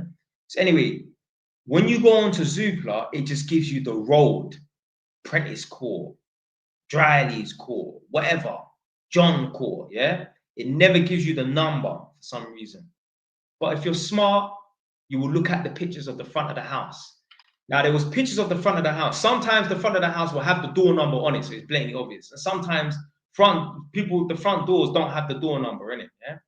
But anyway, I don't know. I think the door number wasn't displayed or it wasn't clear. But guess what? Next door, you could see the bin, the blue recycle bin for next door. It had a big number 5 on it. So I know that property is either number 4 or number 6 or something like that. Yeah. So boom. So I'm like, right, cool. When I'm driving around there next, I'll have a look to see where this number 5 or whatever the property is, isn't it? That will save her for even wasting her time going on a viewing on a property that's gonna be in a bad location. Yo, man's drove into this estate now. As I'm driving past this off, oh yeah, boom, who's going in? Drove into this estate, found the number. I said to Nadia, you are not buying that property. She said, why? I said, because basically, if you buy that property and you are in your back garden and you look over the fence, there's a big car park there and there's shops. There's a chicken and chip shop and there's like a convenience store there and it's open till like 10 o'clock at night. You don't want to live around there. Whether the shop is open or not, you're going to get idiot guys pulling up in their car, lighting up, playing music, all that crap. Me, I'm good at just seeing things that are going to happen, foresight. I've got a good foresight of seeing things that are going to happen in the future. So boom, I'm just speculating. I'm just going off of my gut instinct. That's why I don't buy that property. Yeah, there's going to be a lot of nuisance noise around there. Yeah, boom. This was ages ago. The other day, within the last month and a half, 2 months, I went to a property that was next door. Yeah. And I said so there was a mum and a son in the house. I said to the mum and son, yeah, my girl wanted to buy a property around here. A couple doors down, the one that was for sale. She's like, oh, yeah. It sold about 2 months ago, whatever, however long ago it was. So yeah, it sold the other day. And I was like, yeah, my girl just looked at it and I said, nah, don't buy it because there's going to be a lot of nuisance noise at the back where the car park is. So the mum said, nah, I don't remember hearing there being any nuisance noise. I've lived there for 5-6 years or whatever. There's no nuisance noise. The son said, are you crazy, mum? Every night I have to close my flipping window because guys are in the car park in their cars, chatting a whole heap of nonsense and that. See? Because the mum's bedroom is at the front of the house, so she can't hear. Whereas the son, his bedroom's at the back, and he can hear all the noise in the car park and that. I knew it. You don't want to live in it. Listen, my yard, well, obviously, I'm in property number 6. I used to live in property number 1, which is next door. It's right next to each other, so I can hear the same crap.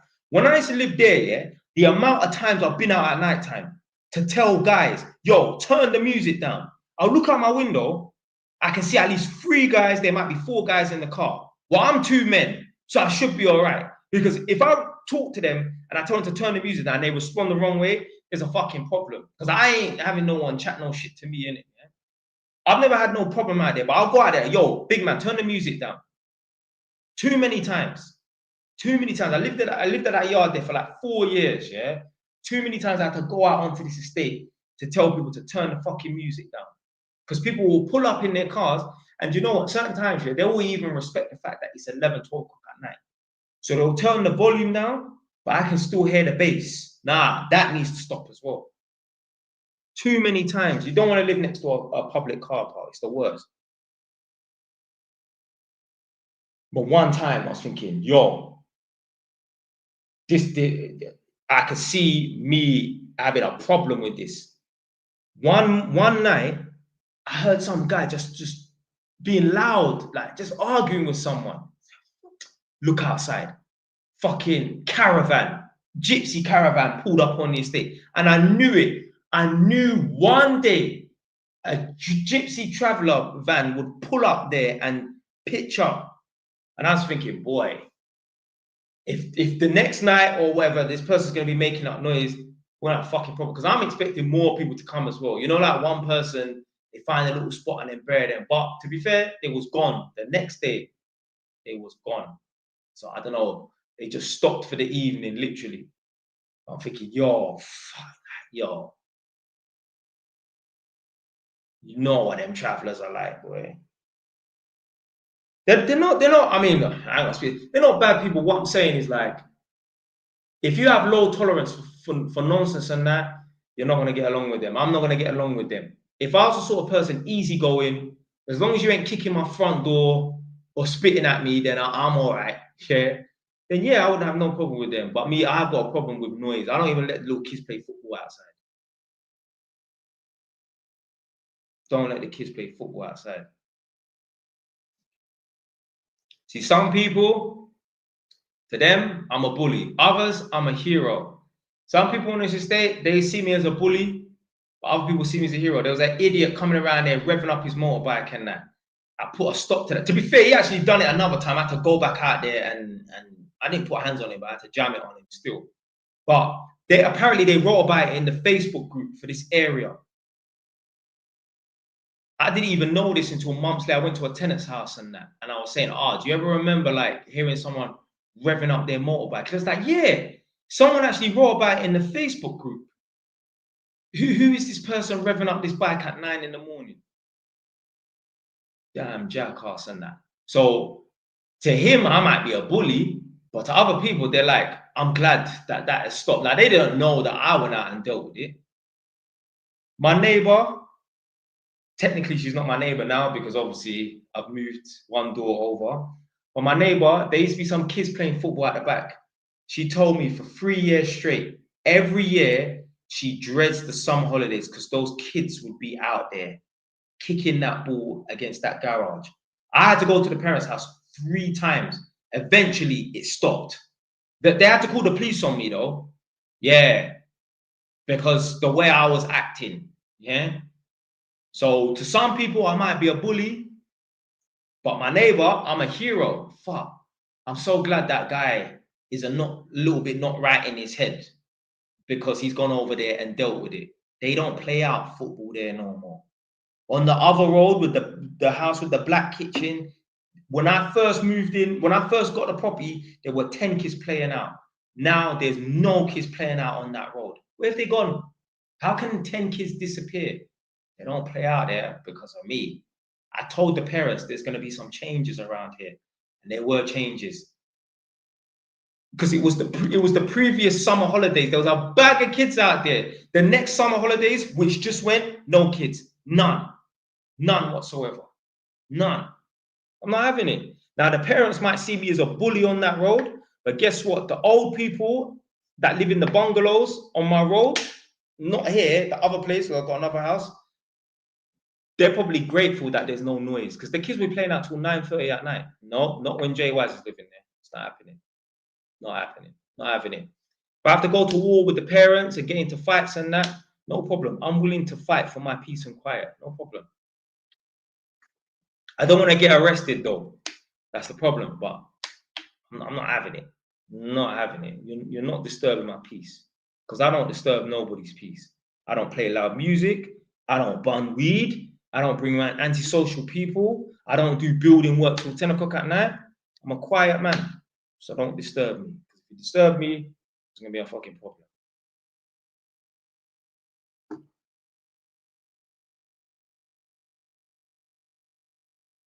That's a bit sad though. We've all been kids. They're making memories. Got to let it slide though. Nah, not at the expense of other people. You can find ways to play quietly. I'm not saying that they don't. I'm not saying that they couldn't play out, but they got to play quietly. Got to play quietly, or go play somewhere else. Go play somewhere else. And okay, let's take what he said about, they got to make memories and that.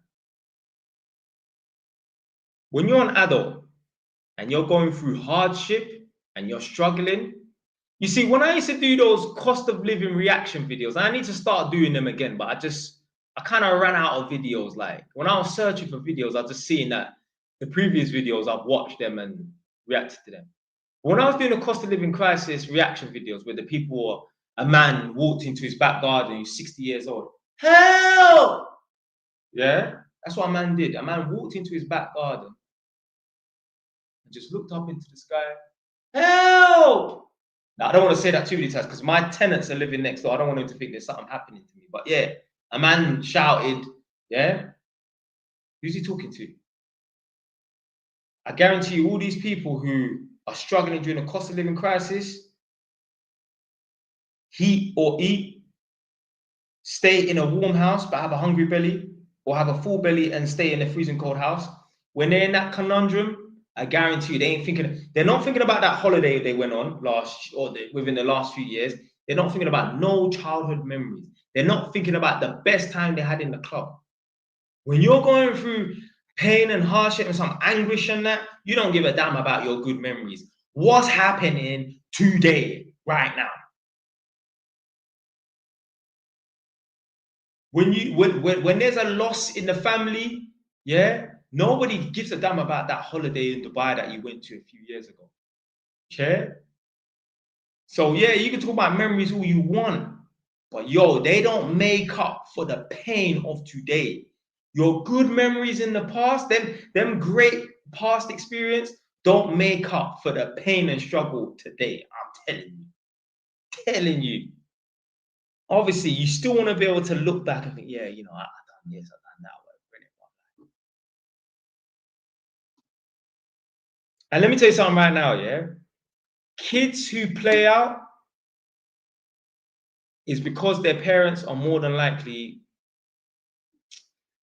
I don't want to say poor, but what I'm saying is if the parents could truly afford it, those kids wouldn't be out on the street. They would be out doing some proper activities. If not, they would be on holiday for the whole of the 6 weeks holiday.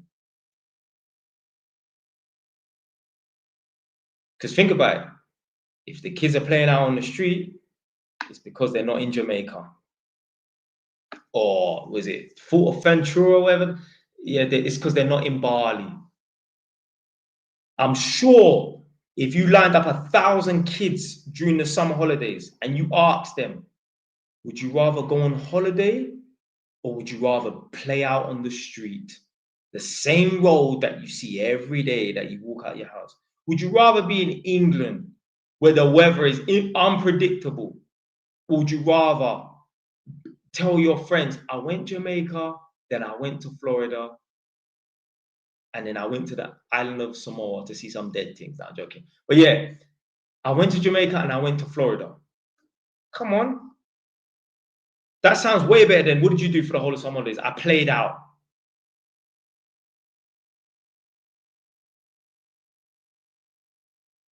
I got on a bicycle and I just rolled around on the streets. Yeah.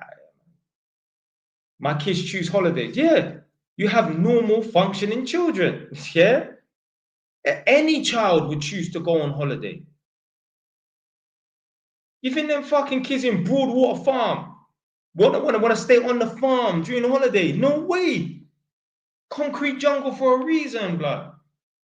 They would much rather say, yeah, I went to my auntie. Oh, I went back to Ghana. You know, there's a bunch of Ghanaians over in Broadwater Farm now. I went to Ghana for 6 weeks. Instead of I went to McDonald's in Bruce Grove. Man, get out of here, man. So yeah, playing out because the parents can't afford to keep their children occupied. This is why parents will buy their kids PlayStation. It's not just because that's what the kids want. It's a cheap way to keep their children occupied. Think about it. Imagine how many hours there are in the day. And imagine, yeah, you had to do activities with your children during these hours of the day, or else they literally have to sit on a chair and look at a wall. Imagine how expensive that would be if you literally had to take your children out and do activities every hour of the day, throughout the day. Where are you going to find the time? You work, and let's say let's say you work and you can't find the time. You have to hire out a nanny to look out after your children because they're 11 years old or something. So you have to pay a nanny to take your children to these activities every hour of the day to keep them occupied. Do you know how expensive that is? So that's why parents buy their children game consoles. It's a cheap way to shut them up. Just like motorbikes. Motorbikes are cheap speed, yeah? Cheap speed. Look, I got my cheap speed there. Eh? The fastest I've gone on that bike so far is 161 miles an hour, let's say. Yeah, cheap speed. Yeah, for me to be able to hit those sorts of speeds and that, I would have to be in a fucking Ferrari. That's it. Yeah, cheap speed.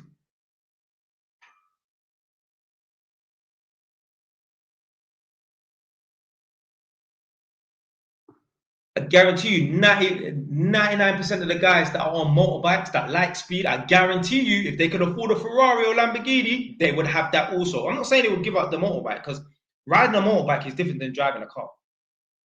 Yeah, completely different. Yeah, but they will still keep the bike, but they will still have the Lamborghini or the Ferrari. 110%. So this Liana person said, your missus needs to help you decorate your home. There's nothing wrong with this house. Nothing wrong with this house. Yeah. My bike is my decor. Yeah.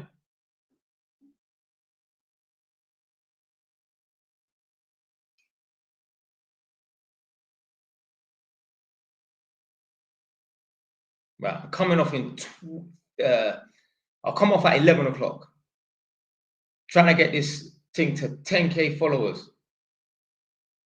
If you ain't followed, follow now. Don't comment.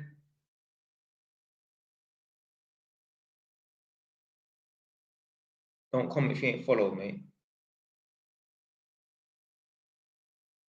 It needs plants and lampshade. Listen, I am not a girl. I don't need plants and lampshade. Yeah? I need a roof over my head. I need a mattress. I don't even need a bed. I need a mattress. I need somewhere to shower, probably a microwave, electricity, and a motorbike. That's it. I need nothing else, mate. Right, big up Liana for the follow.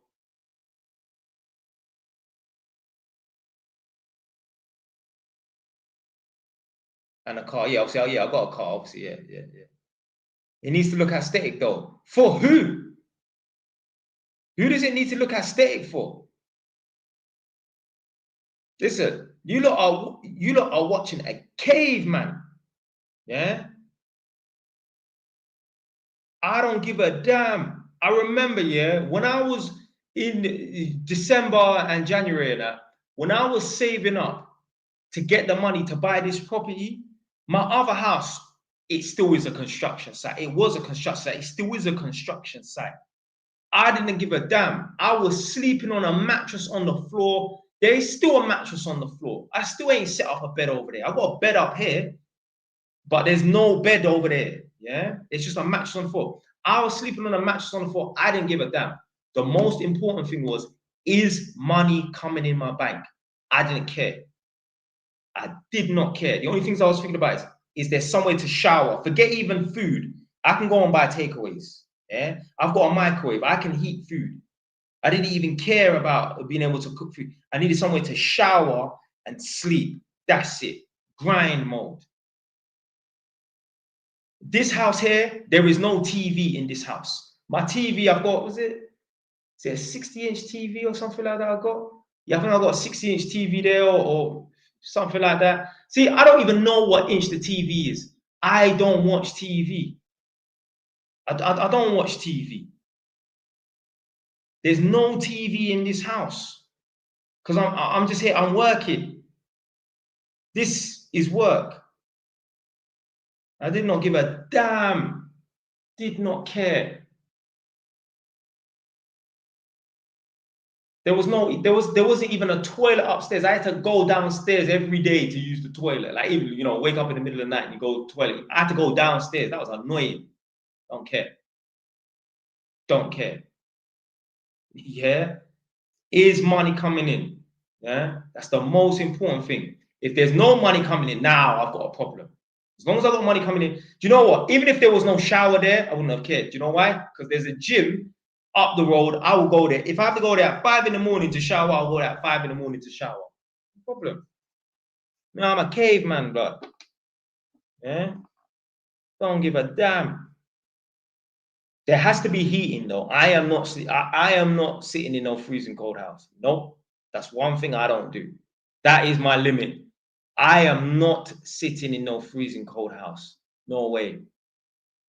No way. Me personally, a house needs to be like 22 degrees, 25 degrees. That's for me. Like, other people, I'll go to people's yards and they have their heating on at 18 degrees. Motherfucker, if your heating is on at 18 degrees, to me, that's off. That's not even on. Nah.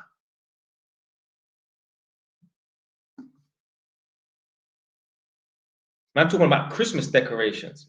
Oh, do I look like a girl, bro? You think I'm putting out Christmas decoration? I ain't doing that. All year round, you check my house 365 days, it looks the same every day. It could be my birthday, it could be Easter, it could be Christmas, it could be Valentine's Day. It always looks the same. Do you have AC on? I don't have no AC. I have like a big fan, like it's powerful and that. So I'll use that. I bought it from Screwfix. It's fucking good, man. But yeah, I don't have no AC. But yeah, all I cared about was, is money coming in? Remember, I was around December, January times and that when I was working on the Saturdays, and I was doing a lot of jobs during the week as well. I was taking home 2,300, 2,500, the highest I took home. This is per week, you know. The highest invoice I ever submitted was 2,800.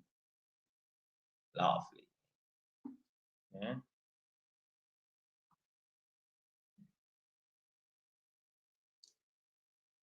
Jay-Wise, why don't you invest in stocks and cryptos? Because I don't understand the stocks and crypto things. I've not looked into it, you know.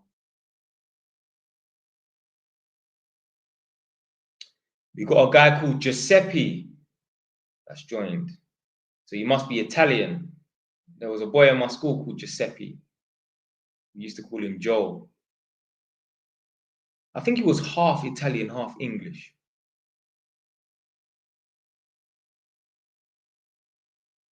Man said, gotta have the motorbike. Yeah, of course, man. I mean, as sad as it seems, yeah, like this is, I don't want to say it's my dream, but like, yeah, it was my dream to have a motorbike in my house. I don't know. To me, you know, that might sound sad, innit? Yeah, but for me, it was a little bit of a fantasy, you know, to have a motorbike in the yard. Yeah. I don't know. Like, I mean, I always love to like, I don't know. For me, it's like an ornament. Do you get it? Like to have a motorbike in the house. I don't know, man. For me, that was a little bit of a dream. Like, yeah, I love coming downstairs and seeing the motorbike in the yard. Yeah. Obviously, when I take it out for rides and that, and I bring it back, it stinks up the house. So what I've learned to do is, when I take the bike out for a ride, I'll leave it outside for 2 hours, and yeah, and then bring it in the house, and it's fine. Because before, what I would do is I'll bring it straight in the house, and it used to stink up the house, boy. So I just leave it outside for a couple of hours. Unless, let's say, when I'm coming back, it's pissing down with rain, I don't leave the bike outside. The bike don't get wet unless I'm washing it. So yeah, for me, I like having my motorbike in my house. Like, you know, it's a guy thing. A woman will never understand. A woman will be like, why the hell have you got a motorbike in your house? It's a guy thing.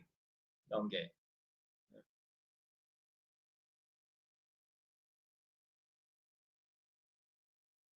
But the reason why my house is like this is because I'm here to work. I am not in the position that I truly want to be in. I have not reached the finish line. Some of you lot, if you lot had 6 properties, 3 houses, and 3 flats like me, you would, yeah, I'm finished. I've reached the finish line now. No. This small 3-bed house is not my pinnacle. This is not the finish line. So therefore, I don't care about having a house that's all looking nice and that. You know, sometimes when I go to Nadi's house, I'm like, yo, Nadi's house is fucking nice, you know, like her living room and that. I'm like, whatever, man. I mean, I'll go back to my shithole house, no problem. Where is the finish line? The finish line is in a big, massive house. 6-bed house, £1 million house, no neighbors, obviously. Or if there are neighbors, there's a good space. There's a wall in between us. Yeah.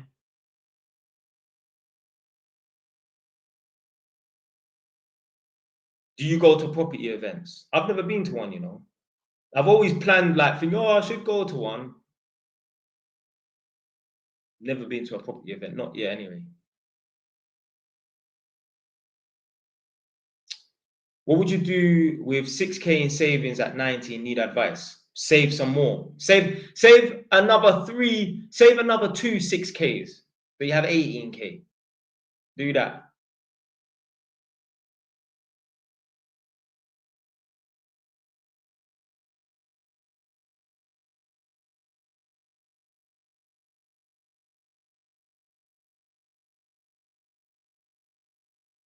Oh shoot, did I block someone?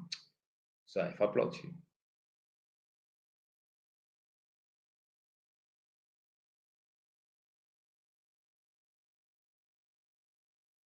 Would you be comfy with just rental income at the moment after expenses? Nah.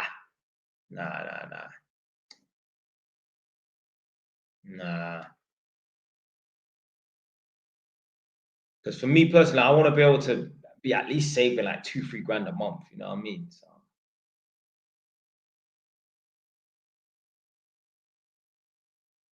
Plus, obviously, I've got 2 houses. Yeah, one of them should be rented out, and one of them still ain't rented out. So I'm paying a mortgage on that, and it's not being rented out.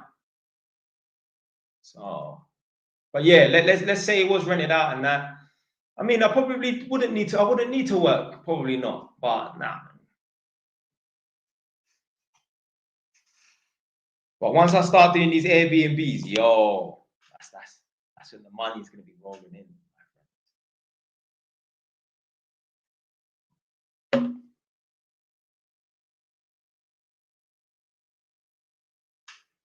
Do you think a car is the right investment with the 6K?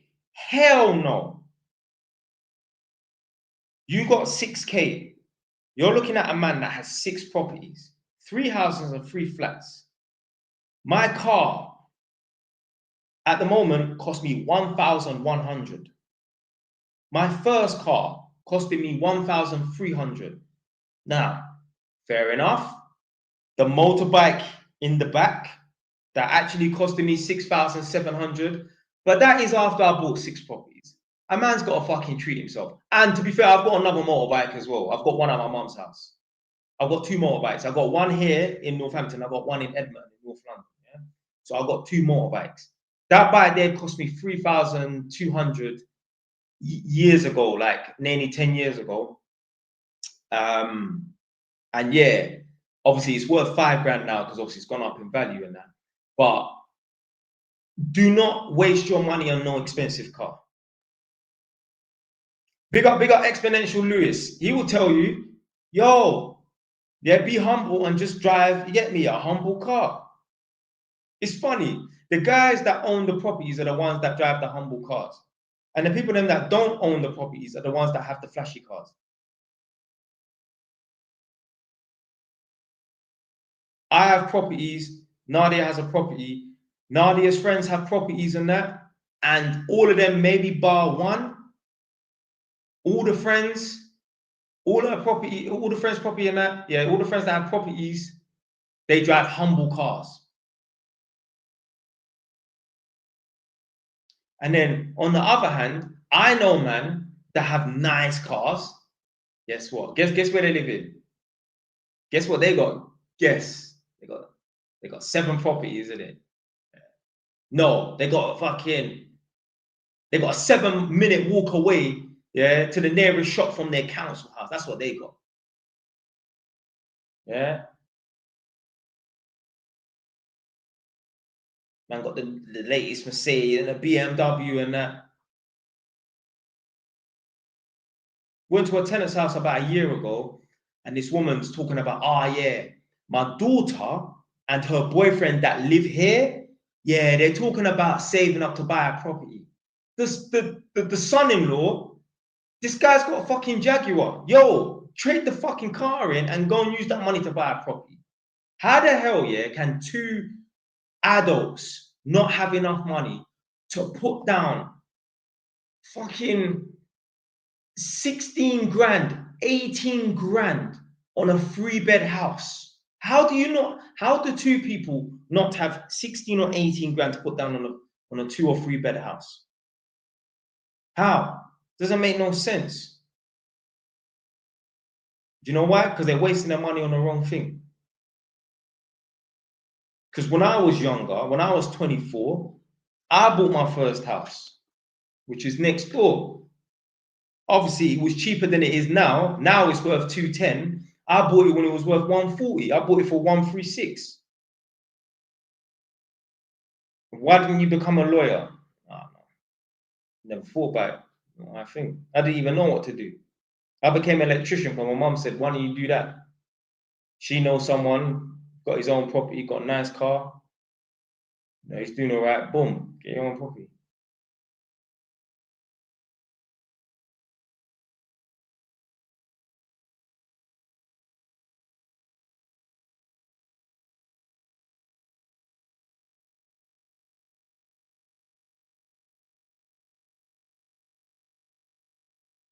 Where are your properties? Just in Northampton. Northampton's in the East Midlands. Right, coming off in 10 minutes. 9 more followers to go until I hit 10K. If you ain't followed, just follow. Huh? 9 more follows until I hit 10K. Don't even bother comment unless you follow. Yeah? I ain't answering no comments unless the person has followed. So, yeah. The man's talking about share some info. You need to follow and then I will, answer your question. Man's talking about, I follow your other account, blood. Blood, this account has different videos.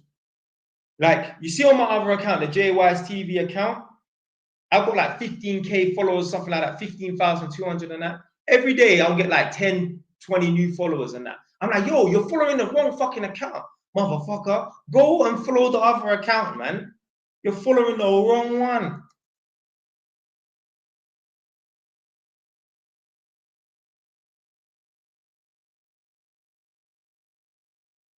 I said, JY's hungry for the double credit fund. Yeah, I'm hungry. I put in the fucking work. I've been grinding for 2 years, uploading videos every day. Every day, uploading videos after videos after videos. Do you know, listen, let me tell you something. My face is so well known on TikTok. It's crazy.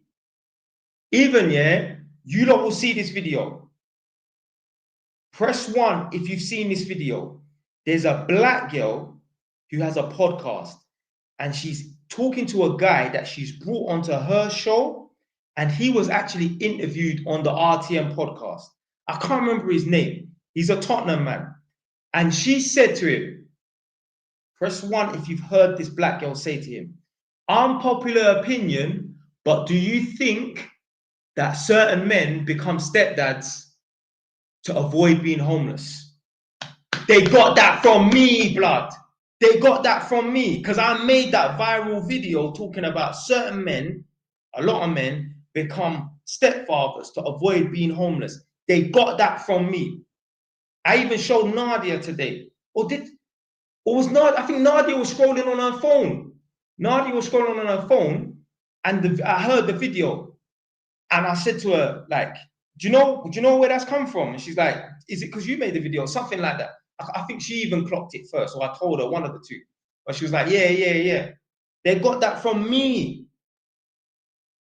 They got that from me. What's the chances of me making a random video about it and now other people are talking about it? They got that from me. And even Nadia was like, why are they getting other people on their podcast to talk about that when you're the one that made it? They should get you. Do you know what I think sometimes, yeah? I think certain people, they don't want me on their podcast because, I don't know, like, I feel like certain people, like, it's easy to say, oh, they're haters, and that. I don't know, maybe I feel like they might be outshined. You understand? You get what I'm trying to say? I feel like I might outshine, and they might feel a little bit threatened. Not in like some beef thing way. Like, these are girls I'm talking about, you know what I mean? I think certain people don't want me on their podcast because, like, I think like they'll feel like I'll be outshining them. I don't know. I don't know. Like someone saying intimidated, not in an aggressive bullying way. It's not, listen, people, if you didn't know that I had a temper or a dark side, no one will ever know because I'm just the coolest guy ever in it. But when it's time to go, it's time to go. Trust me. Yeah. But like, I feel like certain people, they wouldn't want me on their podcast. It's like, I don't know. I feel like they feel like I'm outshining them kind of thing.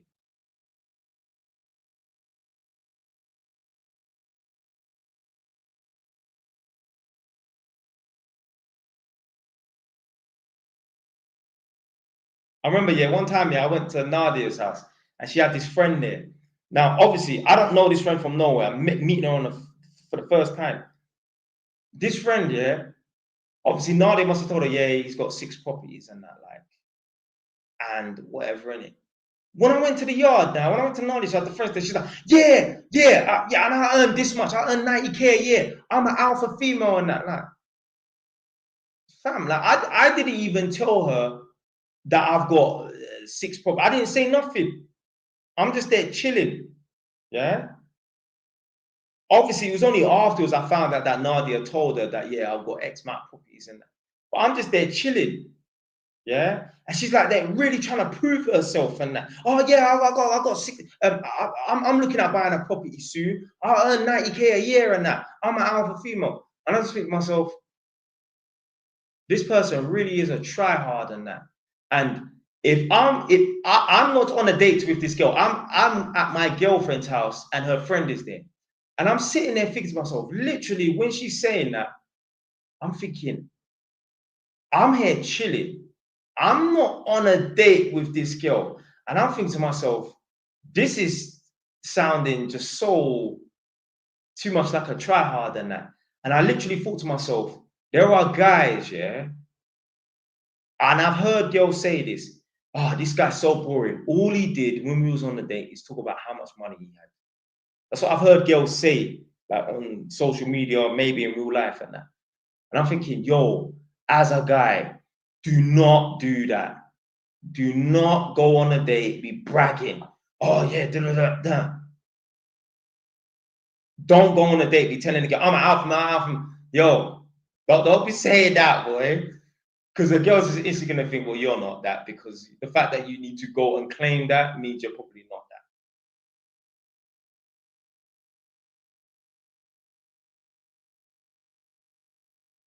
Someone became the #4 fan in the fan club.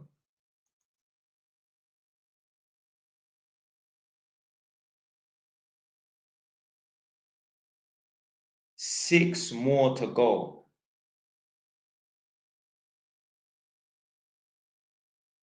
Yeah, this Bonsky person, big up Bonsky. People love comparing themselves to others. Yeah. The reason why this chick was trying to compare herself to me so much, you see people who are urban people who are into designer brands and cars and that, they are the worst. They are the most insecure people because they're always watching what someone else is doing. This is why they wear the brands. This is why they need to drive a Mercedes, because they feel like they need to fit in or at least outshine people. Whereas people like me, you don't see flashy cars, you don't see no design. People that walk past me in the street, they probably think I'm broke. You can think that. You can think that I'm broke, it's cool. I don't care about the opinion of other people. I don't care if people think I've got money or anything like that. I don't care. So urban people are the worst because it's their own fault because they're so fixated on what's going on like with other people and that. And you will see it, yeah. If you go to a like one of them, I don't even want to say fancy restaurant because it's not expensive, but somewhere like Tarshish, yeah. I can speak for somewhere like Tarshish or let's say like Lockham. I've never been to Gauchos or is it Novoco or Novu, wherever the fuck. But obviously Nobu or Novoco, wherever the place is fucking, and the Gauchos and that, they're at a higher level on that. But when I went to Tarshish, I took Nadia to Tarshish on our second day. When we walked in, I'm just seeing bare people turning their head and that. Yeah. They're not turning their head out because some 6'8" specimen of a man has just walked in. No, they just want to see who's who, like who's coming in and that, because they care about other people. Whereas if you went to a restaurant where there was just a bunch of nerdy people who were just in their own world, just some middle class people in their own world, they ain't giving a fuck who's coming through the door unless they get this feeling like some troublesome people coming through the door. But I noticed when I walked into Tarshish, yeah, I'm seeing bare heads turning. And all you can see, because the place is dark as well, in Tarshish, like a nice mood, like, calm setting and that. All you're seeing is bare torches on the phone. Yeah, get that on Snap. Because they can't just live their lives for themselves and their friends in the moment. They have to live their lives for Instagram. Nerdy people and middle class people don't do that sort of stuff because they're just in their own world. They're just enjoying the moment between their friends. They might take one little photo just so they have a reference point to remember, but they're not doing it to get likes and that.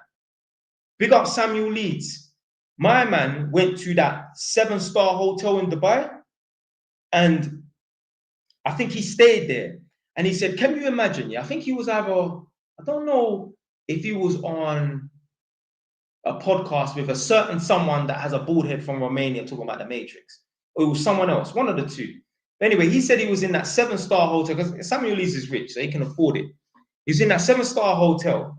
And he said, one thing that stuck in his mind, yeah, he said the amount of people that came to the bar, the drinks bar, the amount of people that came to the bar and took a bunch of photos, bought one drink and left. He said he was astounded. He said none of these people stayed in this hotel, but they went there, bought drinks, took photos and left, just so that they could more than likely upload it to Instagram. This is what people are like. I think Drake rapped about this in one of his tracks. Not that I listened to Drake, but I think someone referenced it. Drake must have said, yeah, that he knows a girl who goes on holiday, takes a bunch of photos and releases them sporadically throughout the year so that it can look like they've gone to multiple places, but it's the same destination that they've been to, but they release the photos throughout the year to make it look like they're constantly on holiday. But they just went on holiday one time and took a bunch of photos, but released them sporadically throughout the year to make it look like they're constantly on holiday. Unbelievable. All for the gram. All for the gram. People would rather look like they're having fun than actually have fun in the real world. People would rather post and pretend to have fun than actually have fun in the real world and never post about it. Crazy. Crazy. These people are not right in their head, man.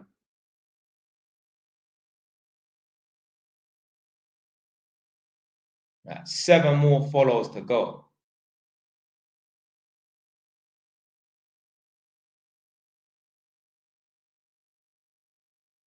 Trust me, a man said only better to be ourselves. Of course. Just be yourself, man. Yeah. I live in Northampton, yeah. Big up R9. R9 said big up.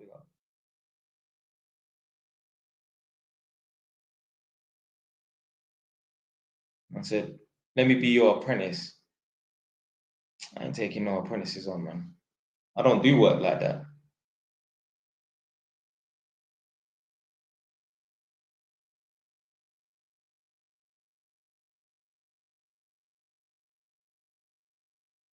these urban, pretentious, these fake people, they're so obsessed with portraying a certain image. Do you know what they do? They buy fake garms. They buy the girls will buy fake bags. If you can't afford the real thing, then just don't wear it. Don't buy it. You don't need to buy the fake. Fake. There are people out here that walk around with their friends or brother or sister's clothes and they stunt and they act like it's theirs. I don't know what's worse. What's worse? Put in the chat. One, yeah, in the chat, yeah. One, what's worse? One, wearing someone else's stuff, watch, chain, clothes, wearing someone else's stuff and portraying it to be yours or making it perceiving it to be yours. You're not saying it is and you're not saying it isn't. You're just wearing it and taking a bunch of pictures. One, for that. Or two, if you buy fake goods to make it look like you're wearing the actual real stuff. You think one, okay, you think one is worse, yeah? Is that what you're saying? No, I don't know, man. Tomato, man. They're the same fucking thing in my books, man.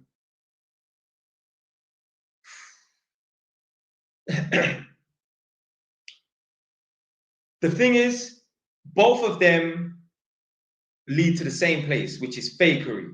The origin of both of them is trying to fake. On one hand, someone is trying to fake the merchandise. They're faking the merchandise. And on the other hand, someone is trying to fake the fact that they actually own it. So the root, the origin, yeah, the common ancestor of these two is fake. Yeah, the common denominator is fake, blood. Oh no, man. Fake goods. Imagine, yeah, your brother say, yo, man's got a Ferrari, you know, and he picks you up in this car and you think it's a Ferrari, but really and truly, it's a Peugeot that has had like a Ferrari body kit on it.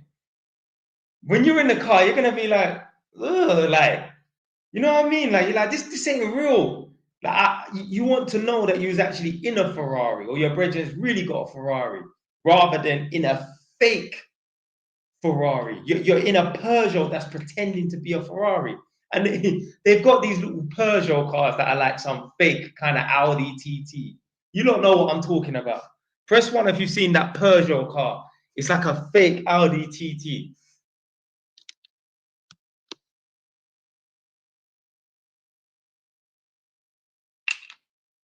Nothing worse than fake, man.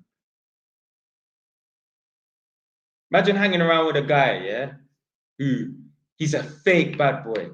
He pretends that he's a bad boy, but he's actually fake. We all know that one guy in the ends. Yeah.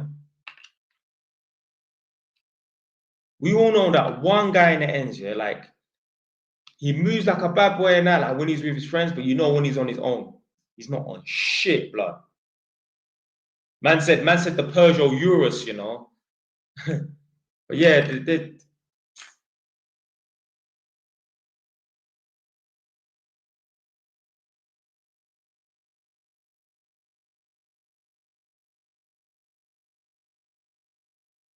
I remember a guy. He weren't from my area, but he was a part of the other team that, you get me, and certain of them man that was a part of the other team moved to N9, yeah. And there was one particular you never saw him on his own. Never. Me, you will catch me on the ends walking the streets on my own, whether it's in Edmonton, whether it's in Tottenham. And I had beef with people in Tottenham. You would see me there walking the streets on my own because I was just that real. No shank, nothing, just on my own. Yeah. Whether it was in my ends or on the other side, on my jacks. Yeah. There was this one you, I'm not going to say his name, but I knew deep down he ain't real because I never saw him on his own. And he moved to my area. I never saw him on his own. If you did see him on his own, he had a dog. He would never walk the streets on his own. And I knew this youth is not real. He's not real. You see that man there, when they touch jail, they'll be looking to make friends with people and that. Just knew he was not real. The fact that I never saw him on his jacks.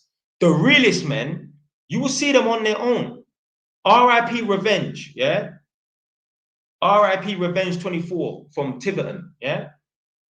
I remember one time we see him walking through Edmonton on his own. On his own. Because he's a real youth. He was a real guy. Big him up.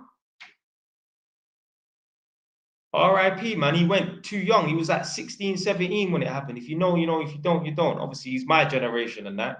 So certainly you lot, when it happened, you know, was probably 5 years old or something. But yeah, that was a, yeah, me. That was a sad story still. He was real because he would, I see him in Edmonton on his own. On his own.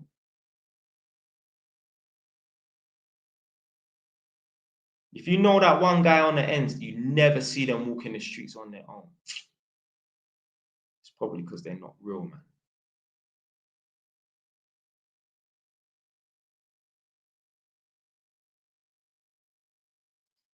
Richard said, JY is always dropping gems to the black community. Yeah, but unfortunately, a lot of the black community don't want to hear what a man's got to say, you know. I know it does seem like, yeah, man, a lot of the black community in that they want to hear.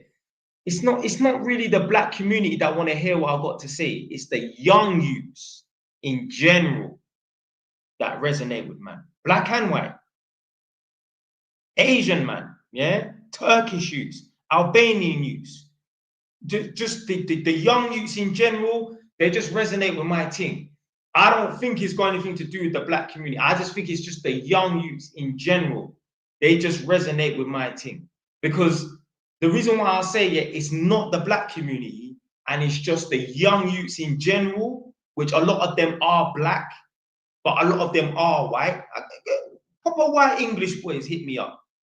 Albanian youths, big up little Kevy, yeah? Yeah, Turkish youths, yeah, hit me up and that. Indian man, Sikh man, hit me up. But the reason why I say it's not black people and it's just young youths, because black girls, they don't resonate with my team. They don't. They don't. Now, someone could just say, you know, your team, your content just pertains more to young men, which is true. But you don't see much girls. You will see chicks. You will see them. They'll come in. They might watch for 2 seconds and then they're off. Bon voyage, motherfucker. Yeah. Now, obviously, if it's not for them, it's not for them, innit? You know what I mean? I'm not gonna sit there and watch a Shearer 7 live stream for 2 hours. Shearer 7 was on today. I watched it for about 3-4 minutes. Shearer 7 is getting out of control now. That sprinkle stuff is getting crazy now. She's just running wild. Like, it was funny before, but some of the stuff she's saying now, she's just crazy. It's craziness. Craziness. I said Don DeMarco. Yeah, big up the Fresh and Fit podcast still. Fresh and Fit podcast was wild, boy. Some of the stuff that happened on that show, boy. Because obviously their thing is inside their flat. Yeah. And I could just imagine, like, yo, I'm surprised they ain't been evicted. The neighbors, I'm surprised they ain't got like the local, I don't know if they want to call it council or whatever they call it in America, to get involved. Oh no, because you're doing commercial or business stuff in the domestic dwelling and that.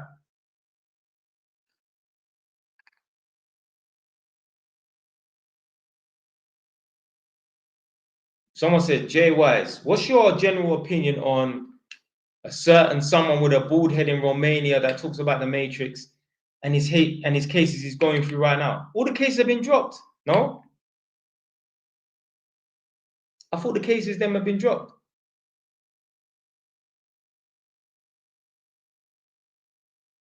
Are you religious? No.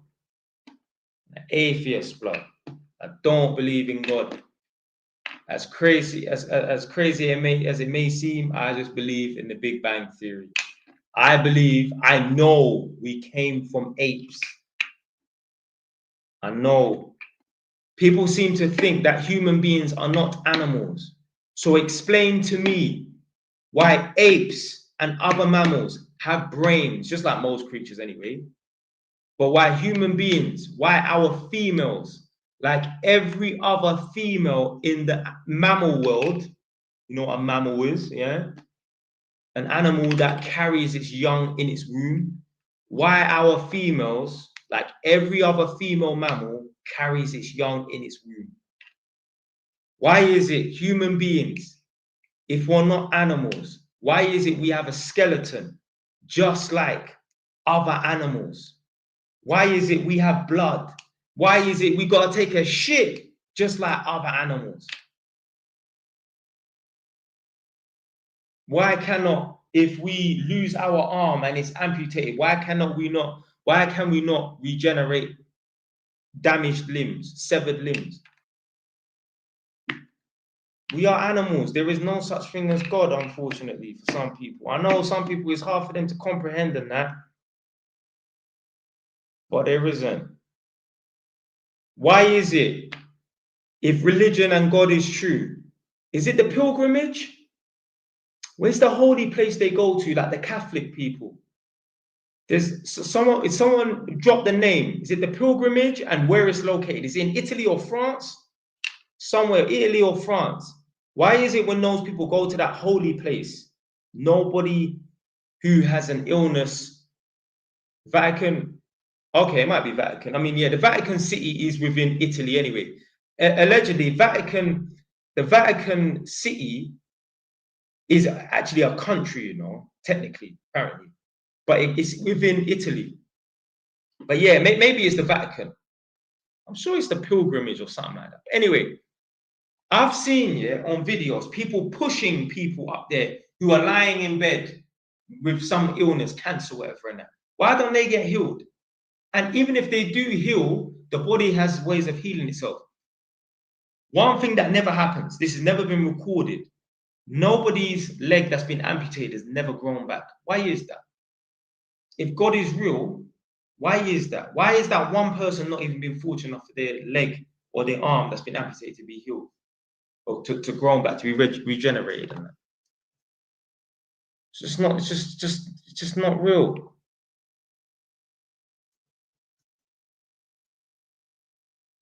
Pilgrimage.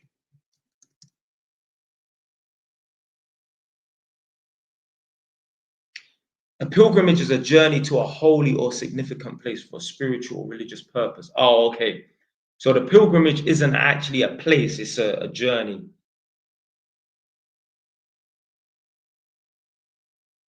Yeah, it's not, yeah, the pilgrimage isn't a physical place, I don't believe, the way the, oh, okay, I don't know.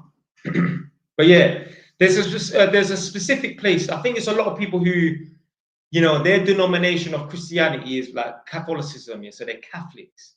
So they will go to this specific place. It's kind of like a mountain, so I don't know. You people who will believe in the Bible and you people who believe in the New Testament and that, which is obviously a part of the Judaic Bible, whatever in it, but it's a part of the Torah, should I say? Sorry. They will know what I'm talking about, wherever that place is called.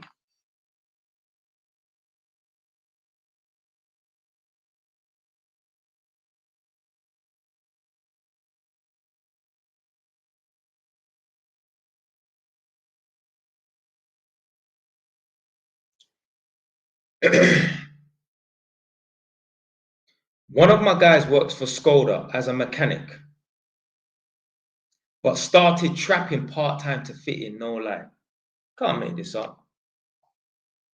Can't make this up. You got a legit job, you have a reason to not trap, but now you're trapping to fit in.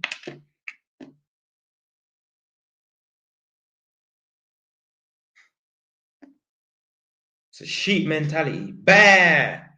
Yeah?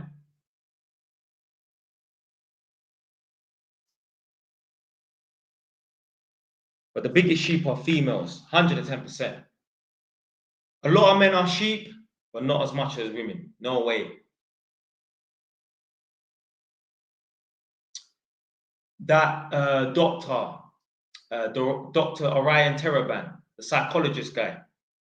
He said the reason why women, like what he was trying to say was women, a lot of women now want to put off, you know, having children, and they want to be career chicks. He said, you know why this is? And this is a fact. Women, since day dot, they are hardwired to follow the crowd. They are hardwired to do what everyone else is doing. Do you know why? Because what everyone else is doing is usually, generally, the safest option. Forget about women. Just in general, if you are in a mall or a public place and a madman pulls out a something long, yeah, or gets something and starts skying it, bam, yeah, people will start running. People that don't even know what's going on, yeah. Let's say a man didn't even let something sky because that makes noise. If a bunch of people, 50 people get 50 people start running towards 10 people, they're running, they're scared. Those 10 people will instinctively just turn around and start just running. Do you know why? Because doing what the crowd is doing usually means, right, this is a safe option. They are taking us to a place of safety. The person who don't do what the other 100 or 50 people are doing, they risk falling victim to whatever is going on. You know the schools of fish where you've got thousands of fish in the sea? Yo, they all swim together in it, because if a predator comes, they best just hope to be the one at the front or the one in the middle or something like that. Whereas if they say, you know what, every other 1,000 fish are going that way, I'm going to go this way, who's more likely to get eaten by the shark? The one that's deciding to go his own way. So the reason why women, you know, want to follow certain trends and that is because that's what everyone else is doing, and that to them means, oh, it's a safe thing to do. If I do that, then I'm going to be in a safe position. So that's why they follow a lot of trends and that. I guarantee you, if Kim Kardashian, if Rihanna, if Cardi B, if Nicki Minaj, if Khloe Kardashian, if Lori Harvey, if Megan Fox, and the list goes on, Bella Hadid, Gigi Hadid, if those chicks started saying short kings are in fashion, and they started posting pictures, yeah, with shorter men. Now, the men don't even necessarily need to be shorter than them. But if they started posting pictures with men where the women were always taller than the men, I promise you, in a few years from now, you will see a lot of women dating men, deliberately dating men who are shorter than them. I guarantee you, if the top celebrity women that all the chicks across the world idolize, because there's going to be certain girls that don't idolize Kim Kardashian, but they idolize Lori Harvey. There's certain chicks that idolize Bella Hadid, yeah, but they don't idolize Kim Kardashian or Lori Harvey or whoever, Megan Fox, whoever in that. So if you had all the top women in the world that have the attention of all the females, if they started saying short kings are in fashion, get yourself a man that is 4 inches shorter than you, I promise you, on a long enough time scale, you will see a lot of women with shorter men because everyone else is doing that. Talking about celebrities, I guarantee you. So right now, what's the in dog? French Bulldog, Pocket Bully, XL Bully, and that. Yeah, Cane Corso. But back in the day, that wasn't the case. Everyone had a German Shepherd, Rottweiler, Staffs were in fashion. Yeah, these times man was what, like 8 years old, and I remember like Staffs were in fashion. Yeah, I guarantee you. Make Kanye West, make Drake, make Chris Brown, make Kim Kardashian start talking, start posting about, yeah, I got my new Rottweiler with me. Yeah, Rottweilers are the best dogs. Rottweiler sales will be going up. I promise you. People are sheep. People are sheep.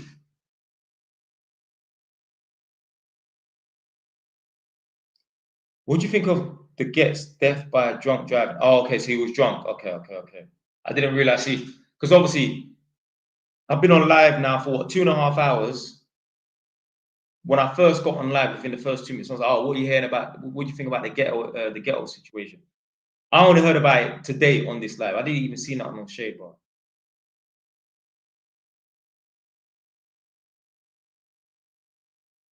Had a brethren that dyed his hair blonde to be like Chris Brown. Yeah, some Tottenham youth did that. Some youth, like obviously, I had beef with him. He ain't around no more.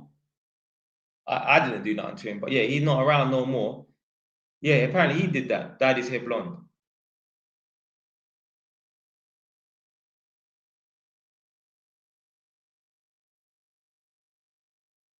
Right, coming off in 1 minute. Almost got there. 6 followers to go. Yeah, by the end of tomorrow, I'll be at 10K. 22 with 55K, buy a property. 22 with 22 with 55K, get a property, man. Because I guarantee you, that property that you buy, yeah, in 20 years' time, that property. So if you buy a property today, yeah, observe the shops in your local area that the property is in. And I guarantee you, in 20 years' time, a lot of those businesses and shops won't be there. Do you know why? Because property always outlasts business. You see, what comes fast goes fast. Business, you make fast money. But hey, how many businesses shut down? Property, you make slow money. But hey, how many properties fall down in the wind? How many properties just collapse? Look how many properties are around you. The house you're in, unless you're on a new build property, the house you're in was probably built in the 70s or the 40s. Yeah. Some people are in houses right now that are coming up to near the 100-year mark. Show me a business apart from Burger King or maybe McDonald's. I know definitely McDonald's. Is McDonald's 100 years old? Someone Google it. How old McDonald's is when it first opened. It might not even be 100 years old. But yeah. Some of those businesses, obviously, they've been around for 70, 80 years. That's cool. Oh, McDonald's 1800s and okay, yeah. But yeah, all of these shops, if you see a barber shop, yo, that barber shop has got an expiry date. That nail shop has got an expiry date. That sweet shop convenience store has got an expiry date. Properties have no expiry date. They don't. The only reason why there's certain properties not around today is because unfortunately they got bombed during the 40s and Second World War in London.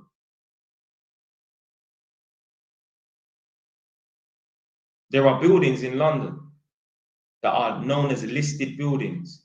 Listed buildings are buildings that made it through the World War because fortunately they didn't get bombed, fortunately.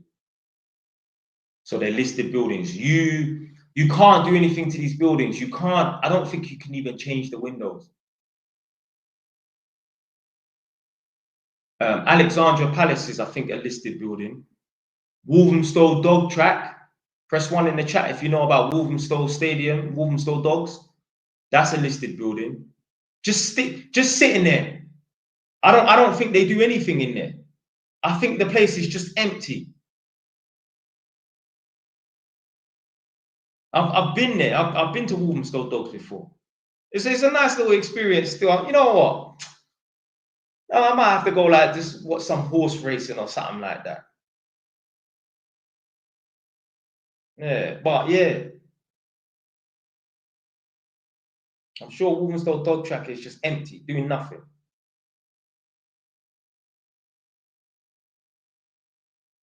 Right, coming off now. Last 10 seconds. Still got fucking paperwork to do.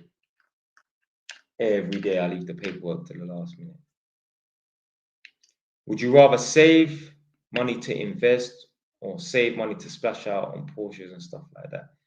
The fact that you're asking me this, you know the answer to that question. Right, I'm going in 10 seconds. On your way out, follow just to get man to 10K.